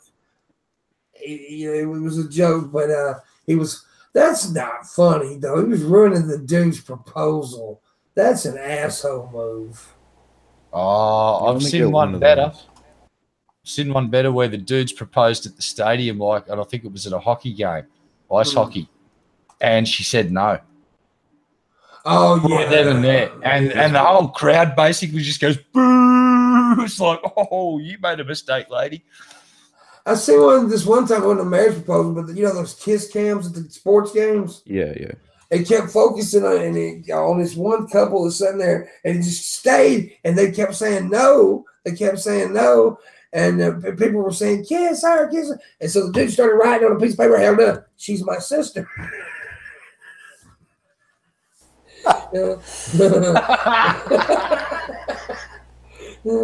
So, yeah, that was fun. So I'm out of these articles now. So we got a little bit. We got like a little 15 minutes or something like that. So we can still talk about. Y'all have any more odd news stories that's happened in the past that you want to talk about? There's that one bitch on Dr. Phil. It was kind of similar to that other story. She poured drain cleaner in her eyes because she wanted to be blind. Oh, yeah, I remember hearing something about that, though. Yeah, that's fucked up. Was that a religious thing or just no, high on flour? No, no, not flour. She, for some reason, ever since she was a kid, she claimed that she wanted to be blind, and she would spend a lot of time, like, with blindfolds, walking around town, pretending to be blind, and she's like, you know what, I'm really gonna do it. So she had some therapist help her pour the drain cleaner into her eyes. A therapist? Yeah, a doctor actually, I don't know if he was licensed or what, but some therapist was the one that actually poured it into her eyes, if I remember correctly. Wow. That's weird. That's an eye-opening therapy. That's a weird fetish that wanted to be blind. I want to be blind. She really wanted to be blind. I don't know. Don't ask me, dude. I don't know. Holy shit. That's fucked up. Here's one. It's not really odd news, but that Rachel, what's her name? Chick, the one that came out with the transracial stuff. Oh, Dolezal. Yeah, there's a documentary about her now on Netflix. I haven't watched it yet, but she's the one that created this whole transracial thing, which is weird. But apparently this documentary is like very, very good. Here's the thing about that person. When, of all people, Riley Dennis says, no, you've gone too far with this shit.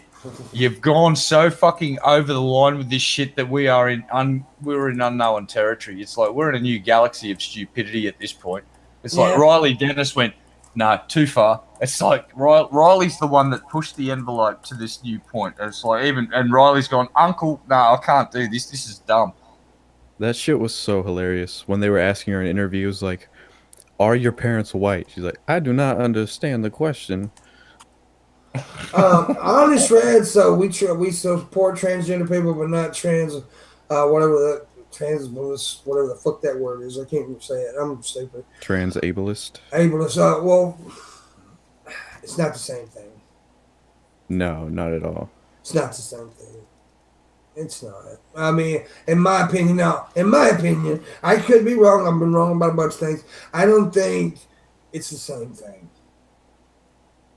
Especially because, like, now you got to go on government assistance and all this stuff. Was that a racial joke? No, if you're blind now, you can't work. You got to pay for all your shit. Someone's got to pay for your shit, and it ain't gonna be you. Damn it, dude! I was hoping you was making a joke about the white chick thinking she's black.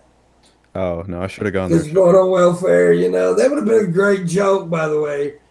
God damn it, Red. What That did you would've think been- of that one? Red's dead.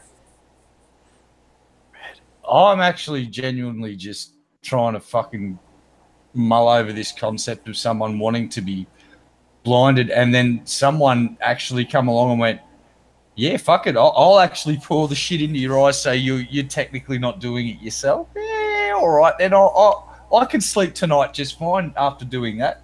That's so fucked up. I want to be So is that therapist still licensed?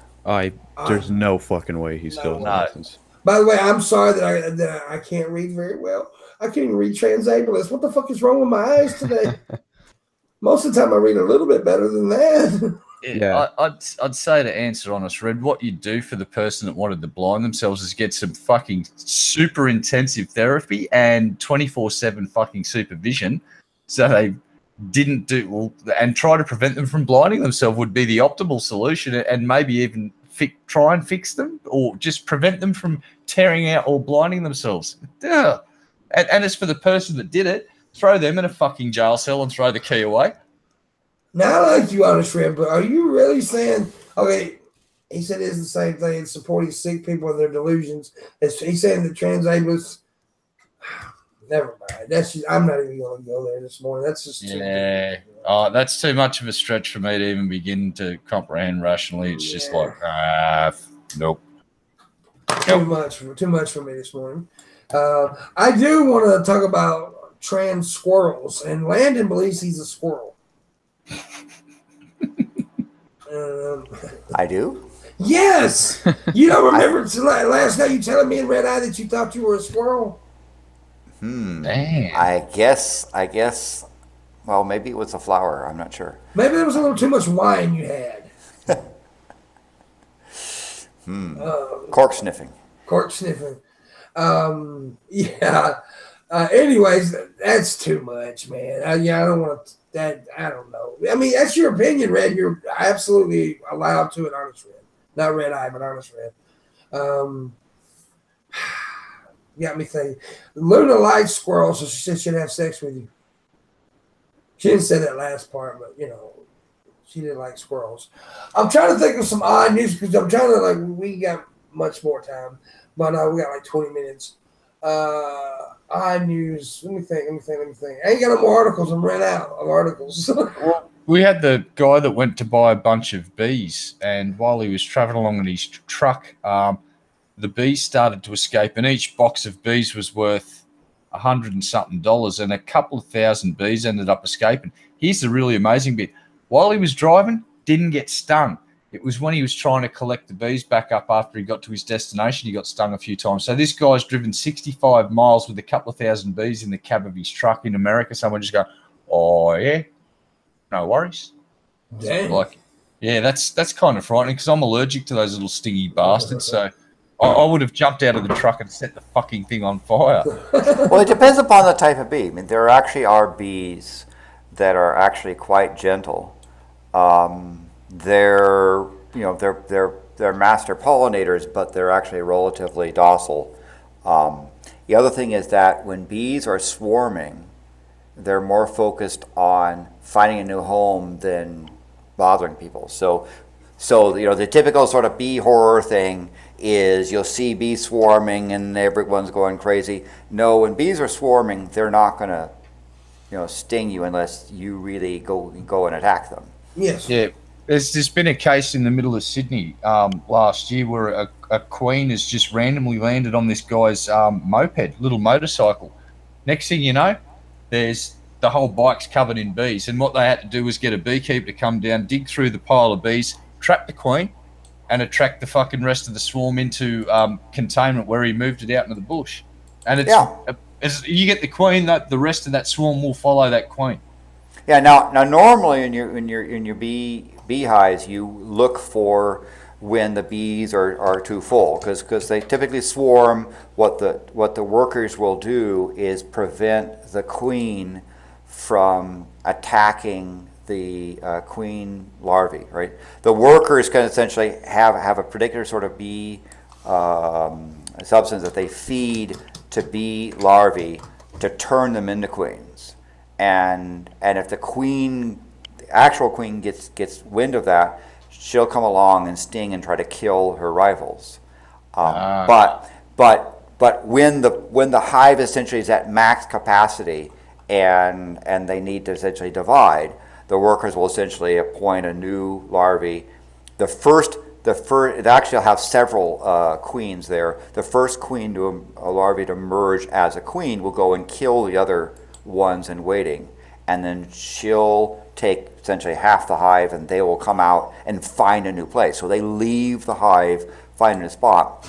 So normally, if you're doing it well, you can catch when the hive is getting too large, and you can do the division yourself. But in the case of our apricot orchard, one day I essentially saw the large mound of bees around a tree, and so what do? You take one of the bee boxes that you open up, and you shake the limbs, and the bees kind of go plop into the box. Particularly the queen is in there, and then the rest of the bees swarm and go in the box and say, okay, they got the new hive. You put the lid on it, and you move it to a new spot.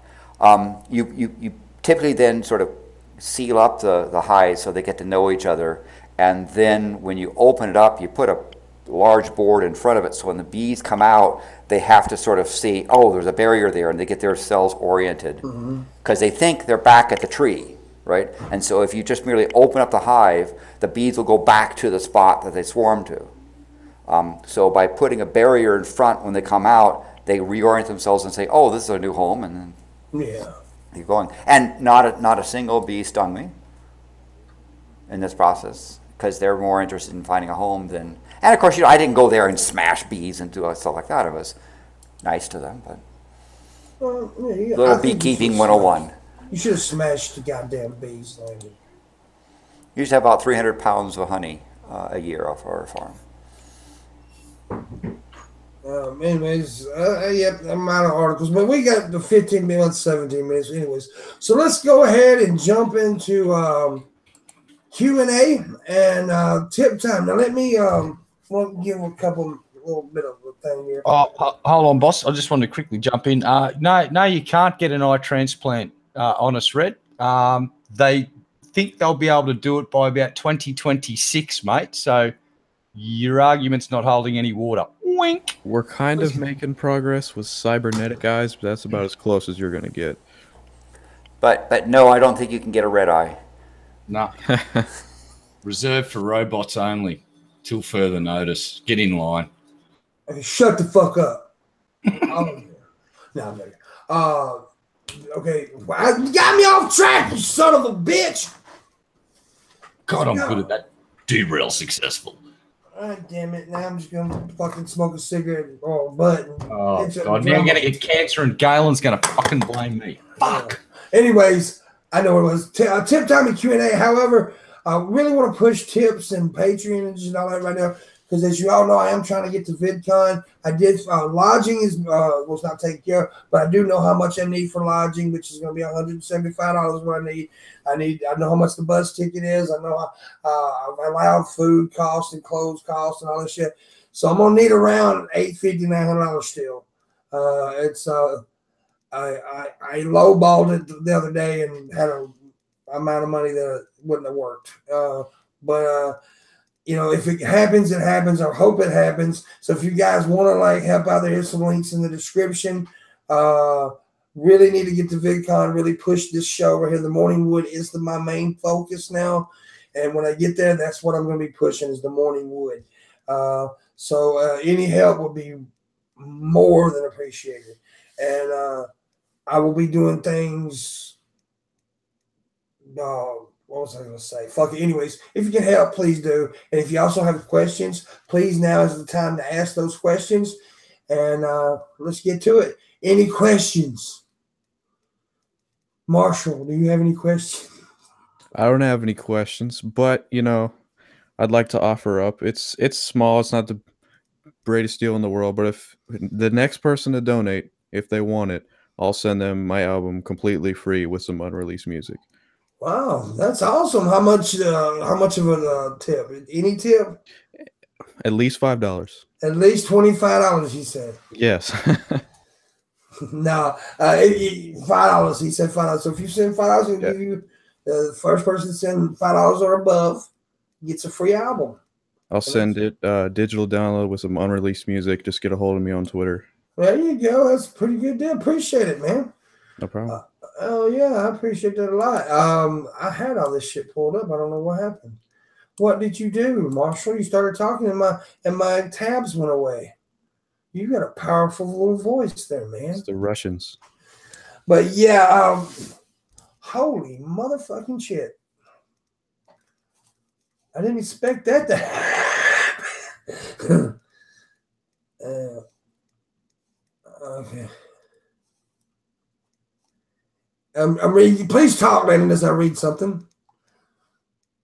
So anyway, so he's this VidCon thing is a business trip for Pimpmunk, and one of the things he's going to be doing at VidCon is connecting with people to help support the Morning Wood show, right? And he's going to be promoting that amongst people there at VidCon and getting lined up. So you're helping him go to VidCon is going to help you see quality shows so that he can get really famous people to show up on his Morning Wood. So this again, help Pimpmunk help you see really quality Morning Wood programs. Yes, better entertainment for you. Money now. Did I help? I'm doing all right. Yay, I'm helping. Yeah. So and again, this is going towards transportation. It's going towards eating while he's there because the VidCon is in an area that's fairly expensive, right? This is a place where they charge $10 for a tuna sandwich type of thing. So man's got to eat while he's there and network with important YouTube folks. Yeah. Okay. Yeah. Whew, I'm all bumfuzzled. Somebody just sent me some really great tits. Tits. God damn it.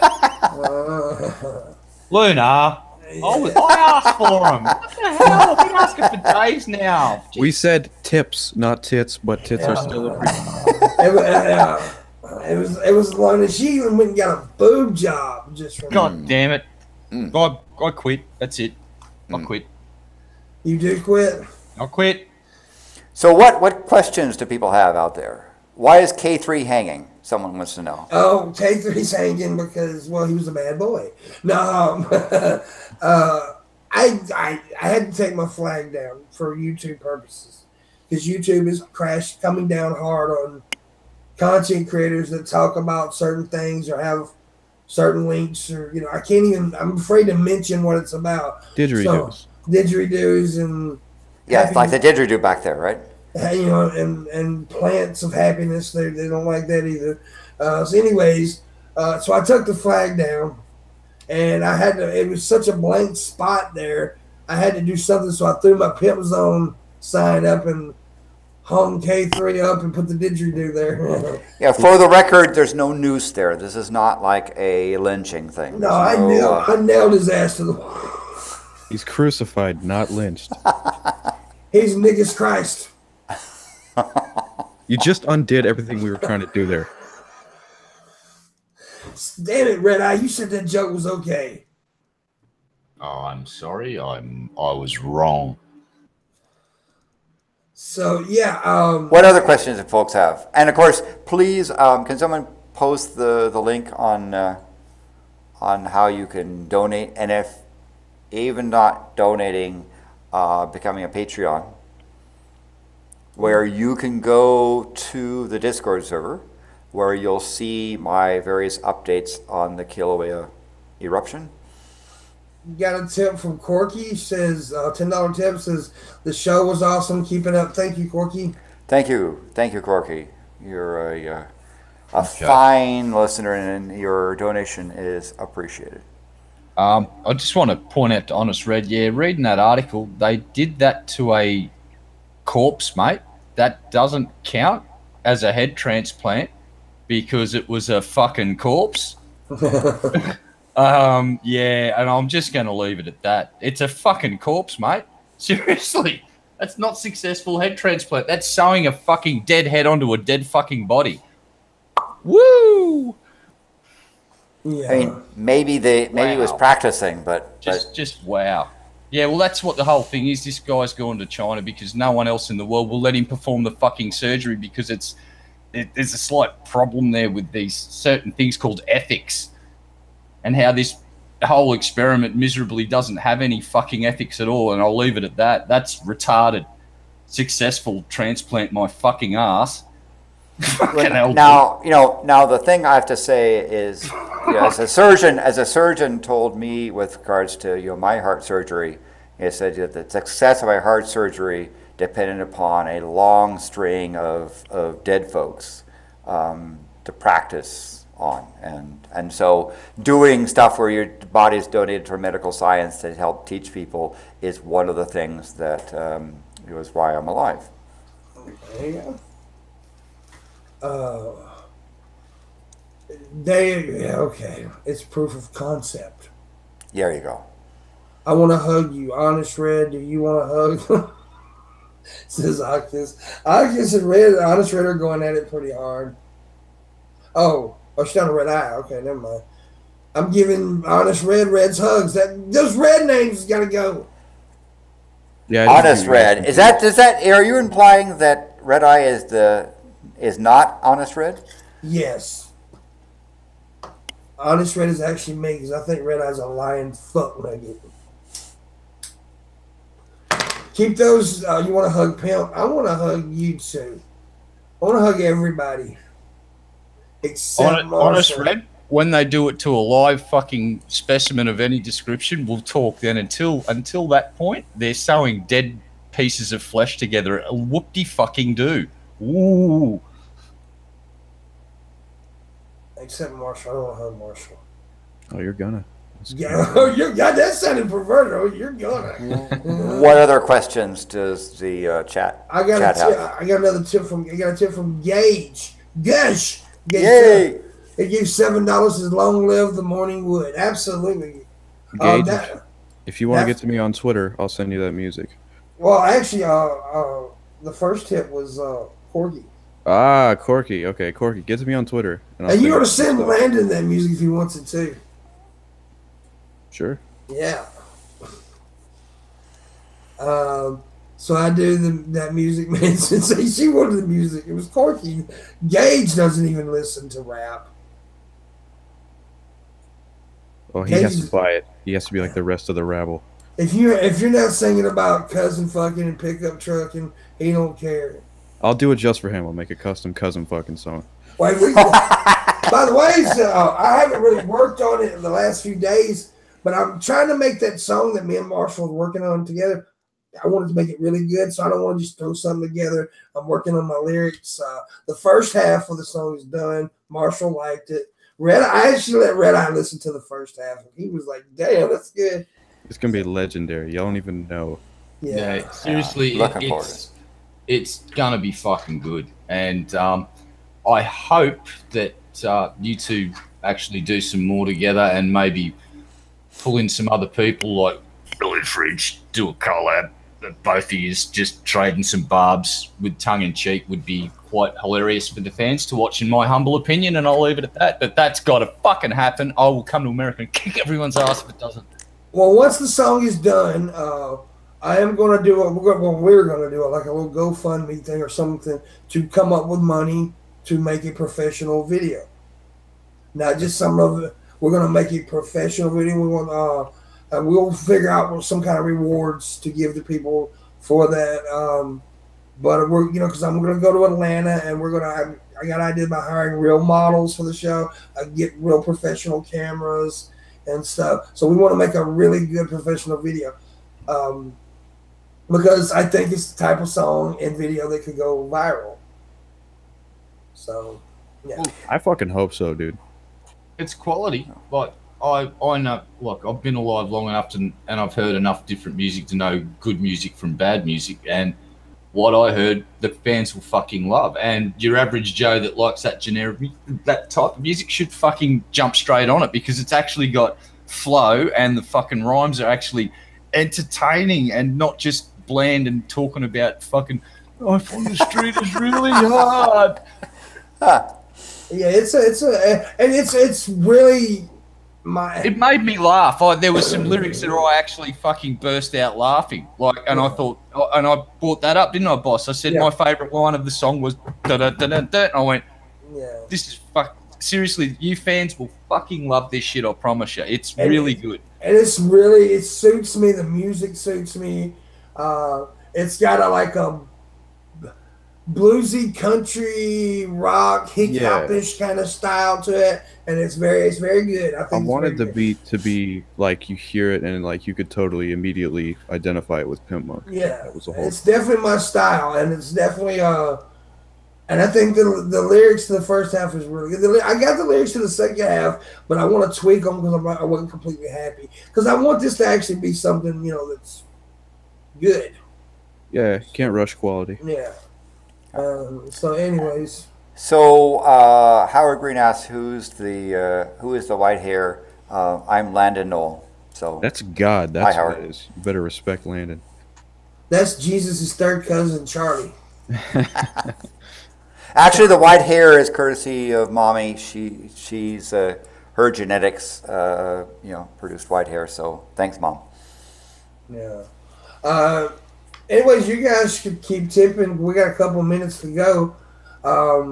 This was a good show. Now, I do want to. I did not talk about this at the beginning of the show, and I should have. I meant to. Vadim was scheduled to be on the show, but he's a piece of shit. No, I'm joking. He had something come up and he couldn't do it. He was going to try to make it if he could, but he couldn't. That's fine. Tomorrow, I still have Ben scheduled, and this other chick. I always forget her name. But if something happens, they don't show up. We'll have a panel. It would have just been a quiet show anyway if he showed up. So yeah, he wouldn't have talked much anyway. But Wednesday GDR. I'm looking forward to her. Oh wait, I'll do a quick fill in for Vadim here, tongue in cheeks. Like, went to Applebee's the other night. No man, met some ladies. Sorry, Vadim. Well, perhaps the creationist cat has got him tied up. He's probably fucking that cat. A quick fucking hell yeah to creationist cat's one of his latest videos with the former Mrs. Alex Jones in it. Fucking brilliant video. Go and watch it. Thumb that shit up. And definitely. And I must say, I originally thought, wow, that's some amazing editing, and I'll leave it at that. Yeah. Yes. Now we got to help Pimp get to VidCon. Yes. Donations, stuff. We got stuff. We'll send you stuff. You donate, we send you stuff. What sort of stuff we got to send? Post the donation link on the. If you want to help, again, this is a business trip. Mm-hmm. It is right, and you, the listener, are going to benefit because Pimpmunk's going to VidCon to promote the Morning Wood and to get quality people to come on and exchange. He's going to go on their show. They'll come on the Morning Wood, and so you'll have the experience of having some really top-notch talent showing up here. Yeah. If you can help that man go on his business trip to VidCon.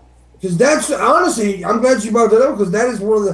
When I go there, I am going to be trying my best to book guests, and because I'm going to be talking to bigger YouTubers, well-known YouTubers. So I'm going to be trying to book guests, and I'm pushing the show. Maybe get somebody to, hey, this show's pretty good. Mention it to. So it's all about networking.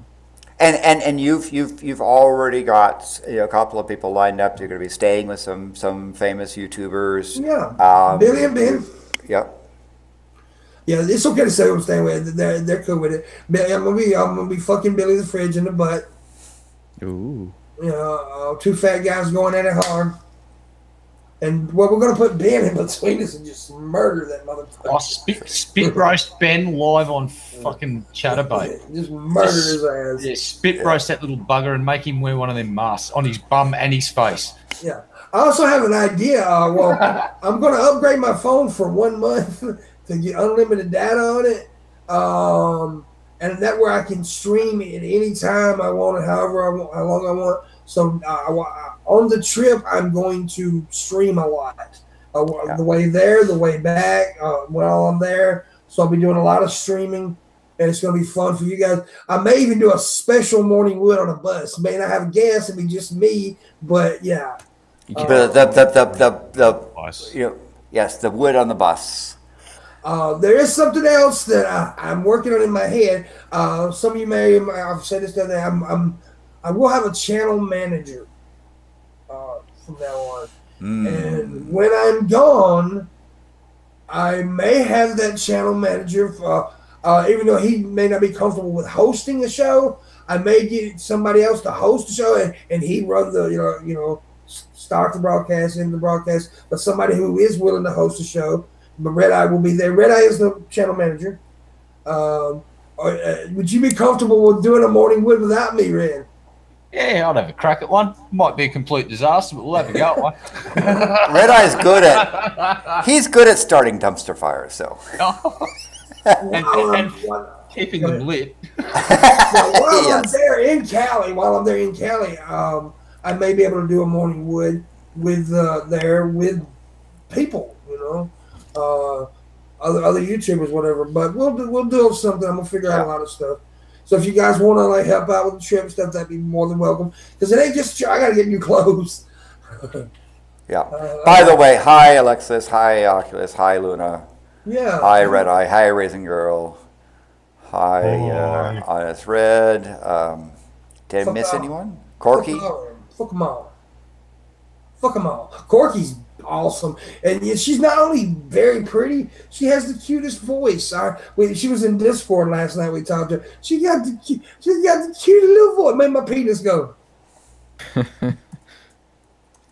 It did.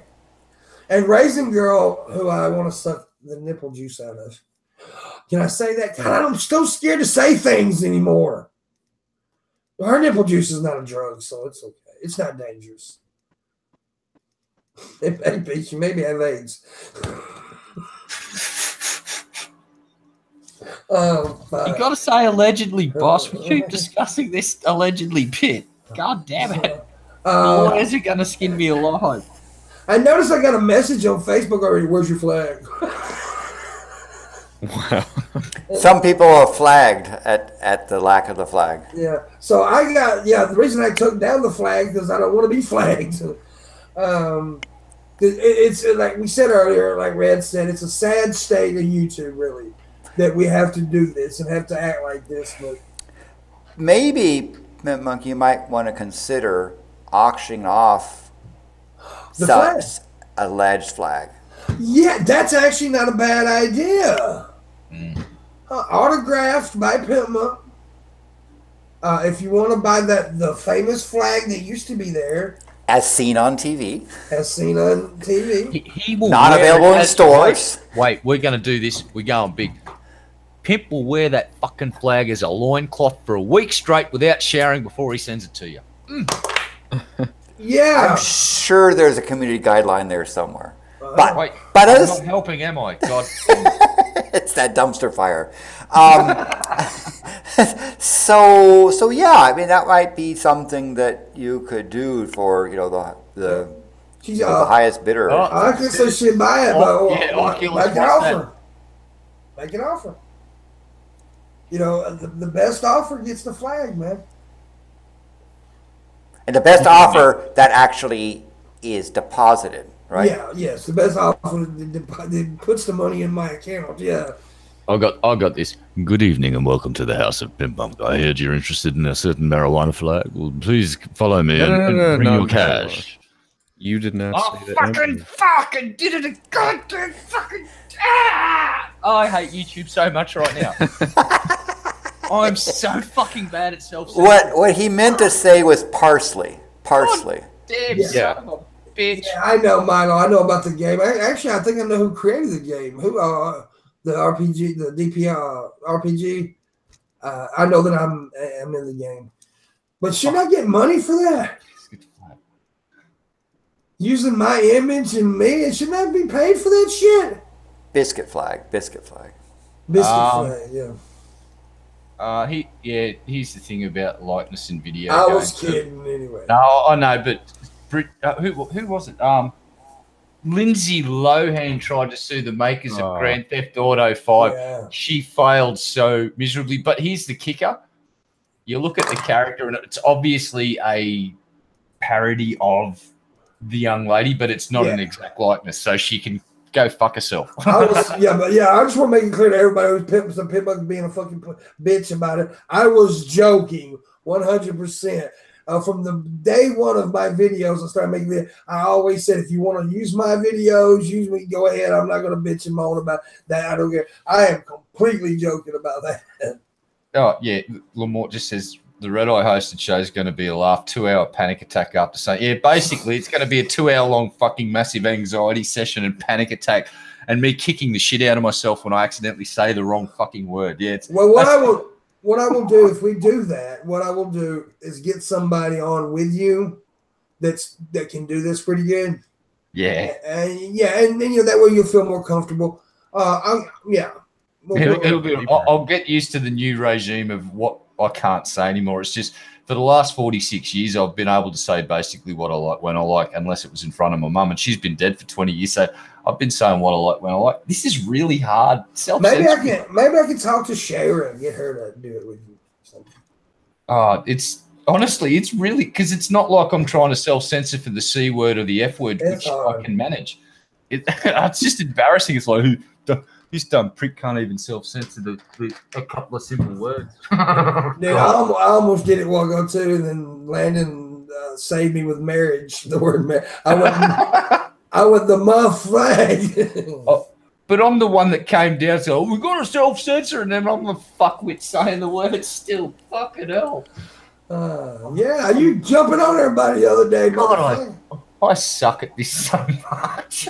Did Oculus make an offer for the flag?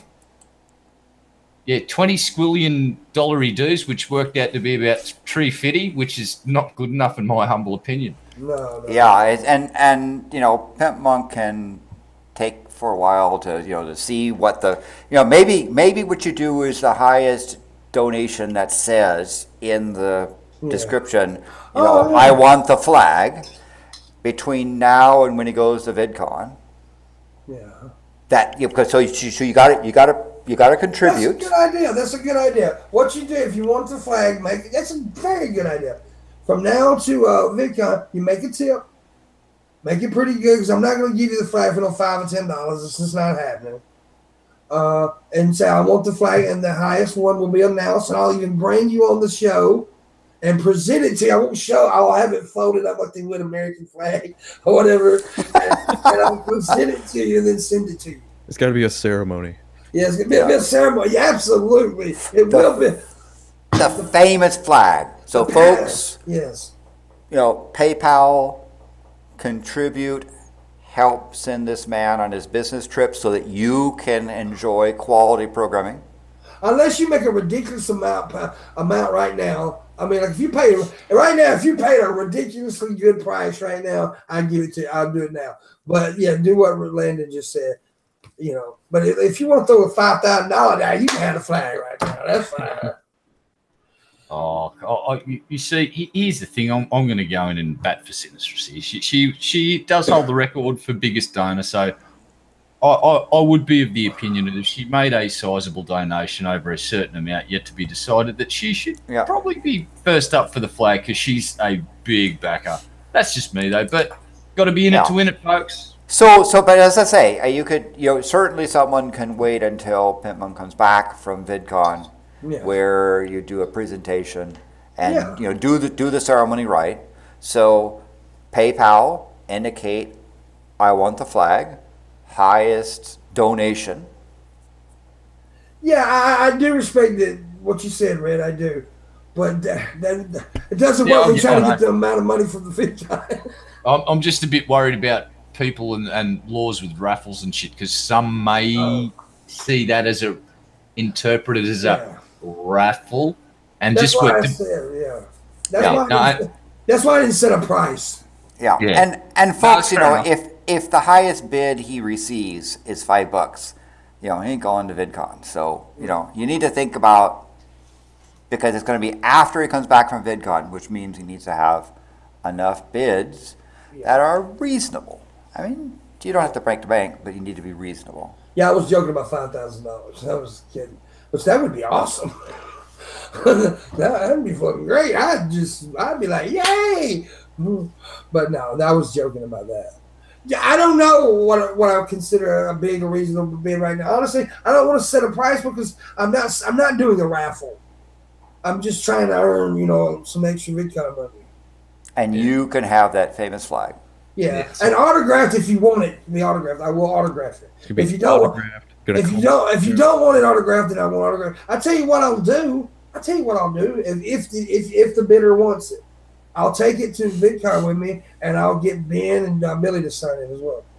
Yeah, famous folks at VidCon. Yeah, why not cruise around and get anyone that's sort of semi-cool, that's not tight-ass about that sort of thing, to fucking sign it and have a VidCon fucking all-stars biscuit flag. Hey, I did it right. I said biscuit, And that's why you don't want to, you know, give it away now. You want the flag after VidCon, because that flag is going places. Yeah, I will say, I will ask, you know, would you, especially like, I won't just go around, would you sign the flag?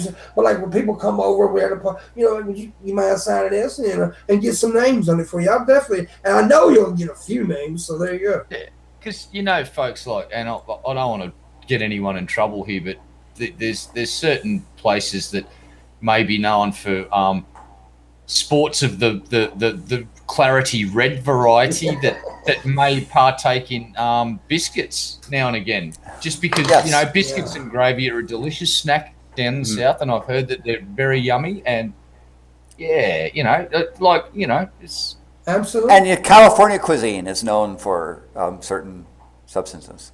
Yeah, but it's definitely not worth going to Warski for. Wink. Doesn't have to be cash. It's got to be money to my PayPal. Yeah. Because PayPal, so send a PayPal. Can someone post a link, the PayPal link? Right? And again, when you go to PayPal and you just go to that link, you can add a note and put on the note saying, you know, I want the flag. And if you are the highest donor, then he'll contact you. We don't know. What would be the gravy?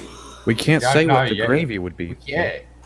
Jesus Christ, that'd give it all away, Joe. If we do that, that's just giving them the blueprint to the secret talk. Allegedly. Honest, Reg, the Discord is for patrons. So if you are a patron of Pimpmunk, then Red Eye will. Well, I just sent $50 and said she'd like signatures on the flag. She said 50. All right, so that's the current level. So the next one. Yeah, and I hate to not just give it to Oculus, but I'm trying to earn the money for. But I gotta so you want to wait. You want to wait. So what can happen? See, it's the amount you contributed. So let's say someone comes and does $51. Yeah. Well, an Oculus can come back with $2 more, and you have 52, right? Goddamn it, Red Eye got me feeling bad. Right. So it's how much you've contributed, right? I'll tell you what, Oculus. Even if you're outbidded, Oculus, I will send you something. How about that?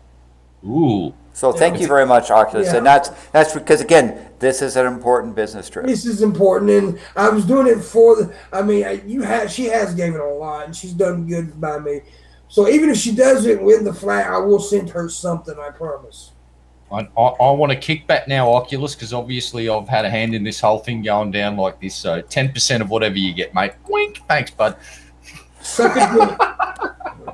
And of course, you know, with I should mention, by the way, with Red Eye becoming a channel master, it means that us mere moderators must toe the line. Yeah. That means you, Galen.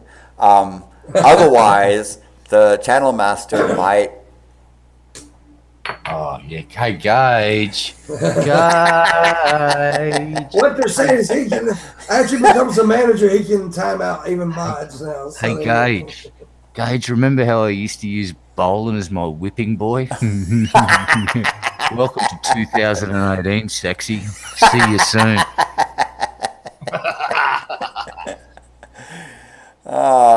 Yes. So yes, so that's that link. You see the patreon.com on Red, become a patron, and then Red Eye will send you an invite for the Discord server. And if you go to like the science channel, you'll see updates on the Kilauea volcano. And if you go to Shitpost Central, you'll see poo. And if you go to the general, you'll see just general stuff. Will you see Apu? I hope so, because he's one of my favorite characters. I call it. I got a dude from India who owns a couple stores. A friend of mine. When I walk into a store, I'll yell at him, "Hey, Apu!" And he calls me Cracker. He actually and most of the time he calls me Big Guy. Yeah, Big Guy. He said, "What?" For a while there, we did this whole thing. He called me. He said, "Hey, Cracker!" And I said, "Hey, son, nigga." But Oh God. Yeah, we'll get onto that after we finish the show. Honest Red, no worries, mate. Just a little bit. And by the way, you won't need an adult, Gage. You're gonna need a safe word. And by the way, Alexis is saying "whip me." So yeah. So there you go. So, anyways, is that Cool Whip? Is that what you're asking for? Cool. No, she wants to stop whipping. Alexis's safe word is again, Daddy, again, and harder. So, anyways, I'll tell you what I'll do. I'll go another 12 minutes to just make it a 2.5 hour show today. So, it's 12:18 now. So at 12:30 we'll end the show. Yeah. By the way, Red Eye. So Honest Red said he just joined Patreon a few minutes ago. Yeah. Is that? Yeah, we'll sort him out as soon as the show's finished. Yeah. I'm not running Discord because I'm in a Google Hangout right now, and my bandwidth is very limited. Yeah. Yeah, he did join, though. I'll confirm that. He's not on. So Oculus asked Red Eye, what's the safe word? Supercalifragilistic. What's it? Oh, Jesus Christ! I'm fucking so tired. Banana. No, the safe word is always "don't stop." More lube, please. It confuses the fuck out of people. Don't stop. Wait a minute, what?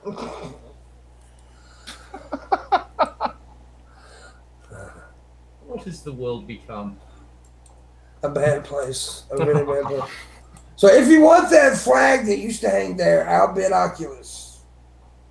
Yeah. And if Oculus wants to, the Oculus can then outbid you, right? So, it goes both ways. And Oculus, she put $50. What you get in ain't just a bid. You actually have to give the money. It's kind of like a raffle. Oh, allegedly.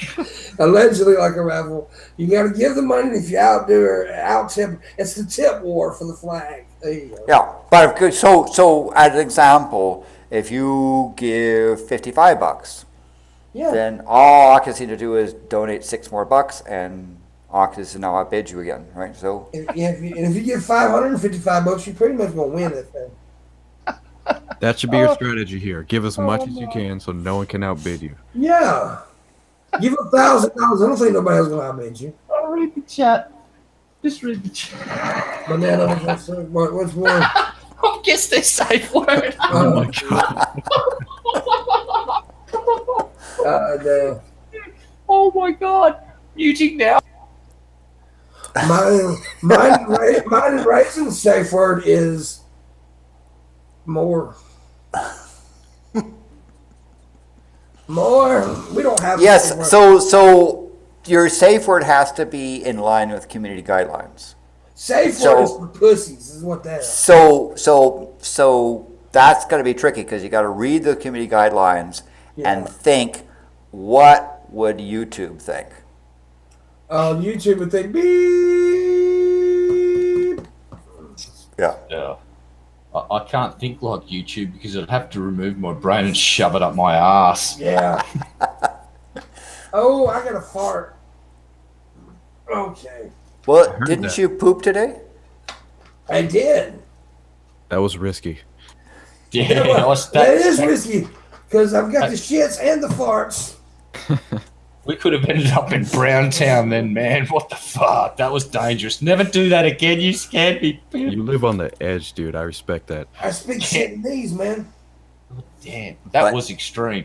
He didn't even care that he just lifted up that leg. He just didn't give a thought of safety or he just impressive. Just did it. I'm a man. I'm a man. Do not eat the poo-poo. Yeah, don't eat. Do not eat the poo-poo. Out my balls are caught up in my underwear. I'm like that. Okay. Here we go. Atomic wedgie trifecta of them. Oh no. Yeah, 'cause I got 3 nuts. When my nuts get tied up in underwear, it's a bitch. They tie themselves up in a reef knot. That shit's gotta hurt. Yeah, I still get confused when people ask me, how does it feel to have 3 testicles? I'm like, I don't. How does it feel to have 2? I don't know. I've never had but 3 testicles. Feels good, boss. It feels damn good. I'll fuck them in the ass. And how does it feel to have 3 testicles? Oh my! Ask my wife, my ex-wife. Well, we did get a divorce. It must not feel too good.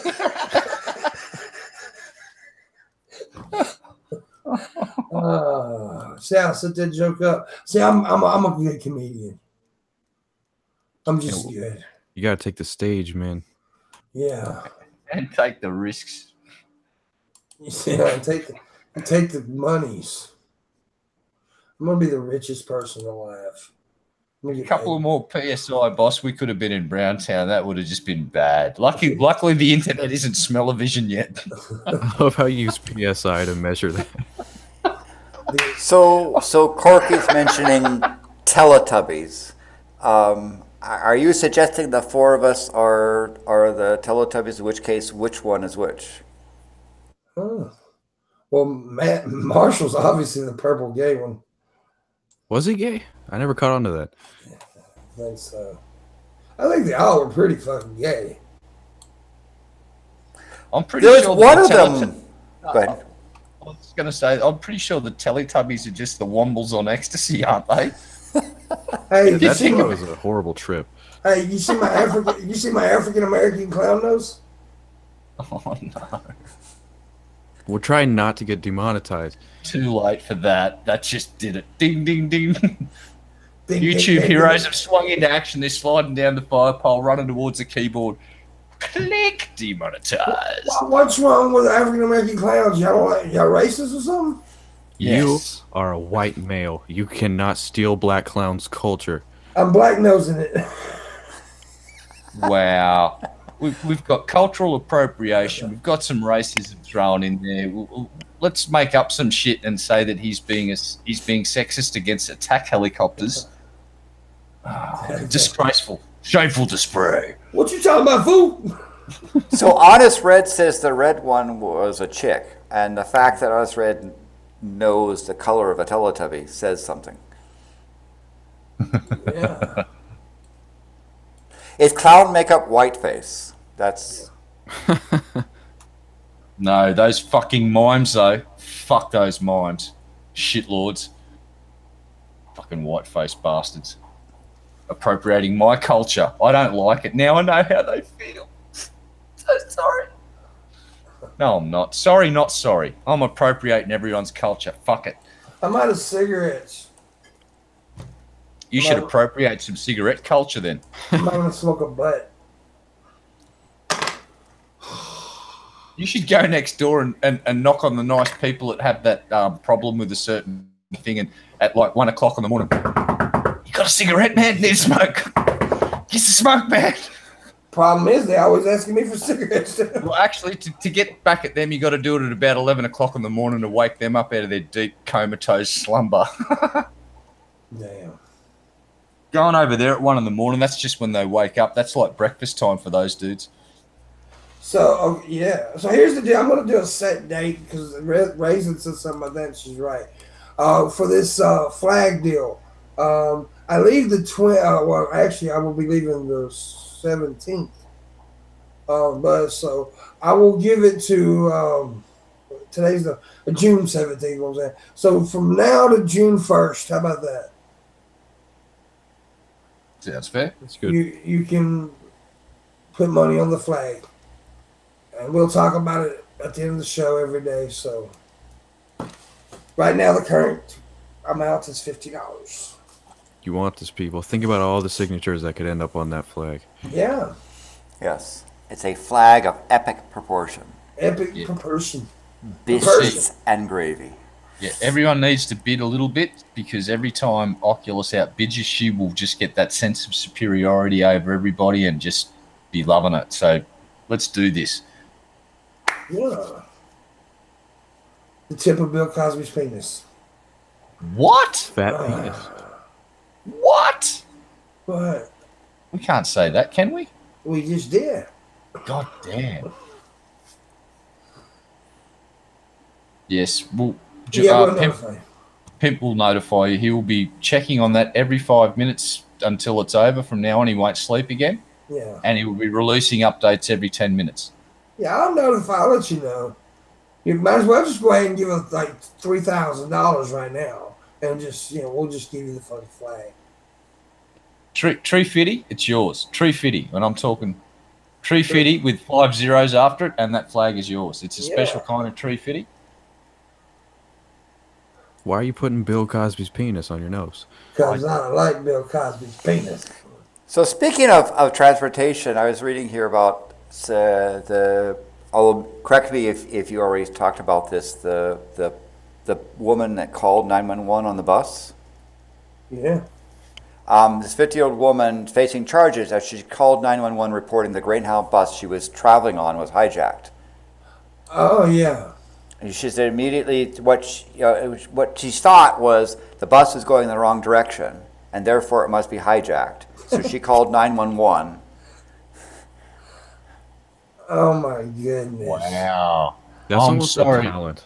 It's unclear what caused the woman to believe it was going the wrong direction, but she felt it wasn't going the correct direction and something was afoot, and so called the police, claiming it was hijacked. Wow. There's some idiots on the buses, man. She might just be like mentally unstable. It might be, but you see, when Pimpmunk talks about doing a morning wood on the bus, Yeah. he's going to do it with a fun crowd. Absolutely. Yeah. And that's why I like taking the bus. There's some interesting people, man. Hello, officer. I'm on a bus going to California. There's this big man. He's hijacked the bus and he's streaming it live on the internet. Now, I will say this. A couple of months ago, there was a dude that had a gun on the bus, right? And the driver didn't even know it, but there was somebody called the police. The police pulled over the bus and got him. Well, ever since then, Greyhound has stepped up their security a little bit, too. Yeah, every passenger's given a 44 Magnum so you can Gotta give everyone guns. No, we're giving a rock. You're giving a bunch of school kids with a basket of rocks to protect yourself. Little Catholic girls with stones, man. And a pissed off teacher. Yeah. A pissed off underfunded teacher, underpaid, underfunded with no health insurance. Who's going to fuck with that person? No one. Honest Reddit says he tries to not interact with anyone on the bus. So you're not a very fun person. Right? Oh, yeah. Yeah. Okay. That's why. Why? I mean, why? See, here's the deal. People who get on a bus, a plane, or boat, or train, anything, with the intention, with thinking, oh, this is going to suck. Guess what's going to happen? It's going to suck.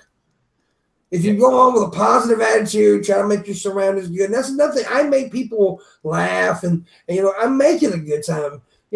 And a lot of people hate doing the traveling part. They want to go on trips, but to me, the traveling is part of the trip. So, and I try to make it fun as I can.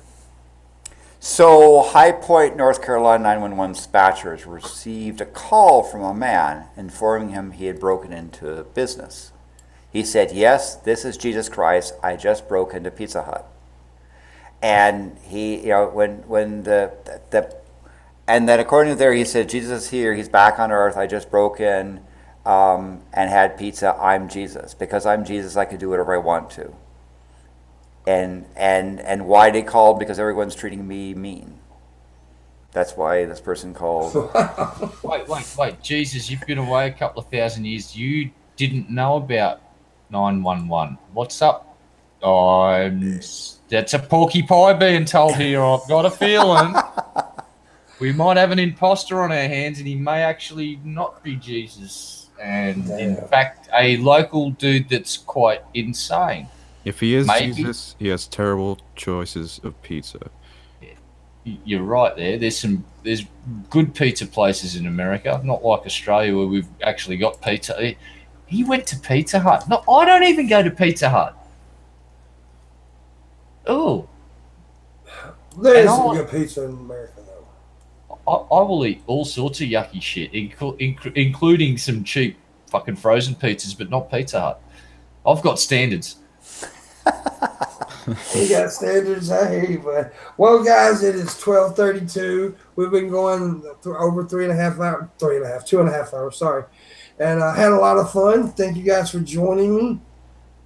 Thank the people for watching. And remember, keep tipping. If you want that flag, I'll do Oculus. She's currently at $50. And then she'll outdo you. What? And I can assure you that this show was not sponsored by Pizza Hut. Not at all. It's sponsored by Domino's. Neither is it sponsored by Biscuits and Gravy. No, it's not sponsored by Biscuits and Gravy or Didgeridoo companies. No. See, the didgeridoo's back there, right? See Yeah. the didgeridoo? Didgeridoo. Anyways, thank you guys for watching. Holla! Ciao. Marshall, you want to say something before we leave? I like penis. I don't know. Wow.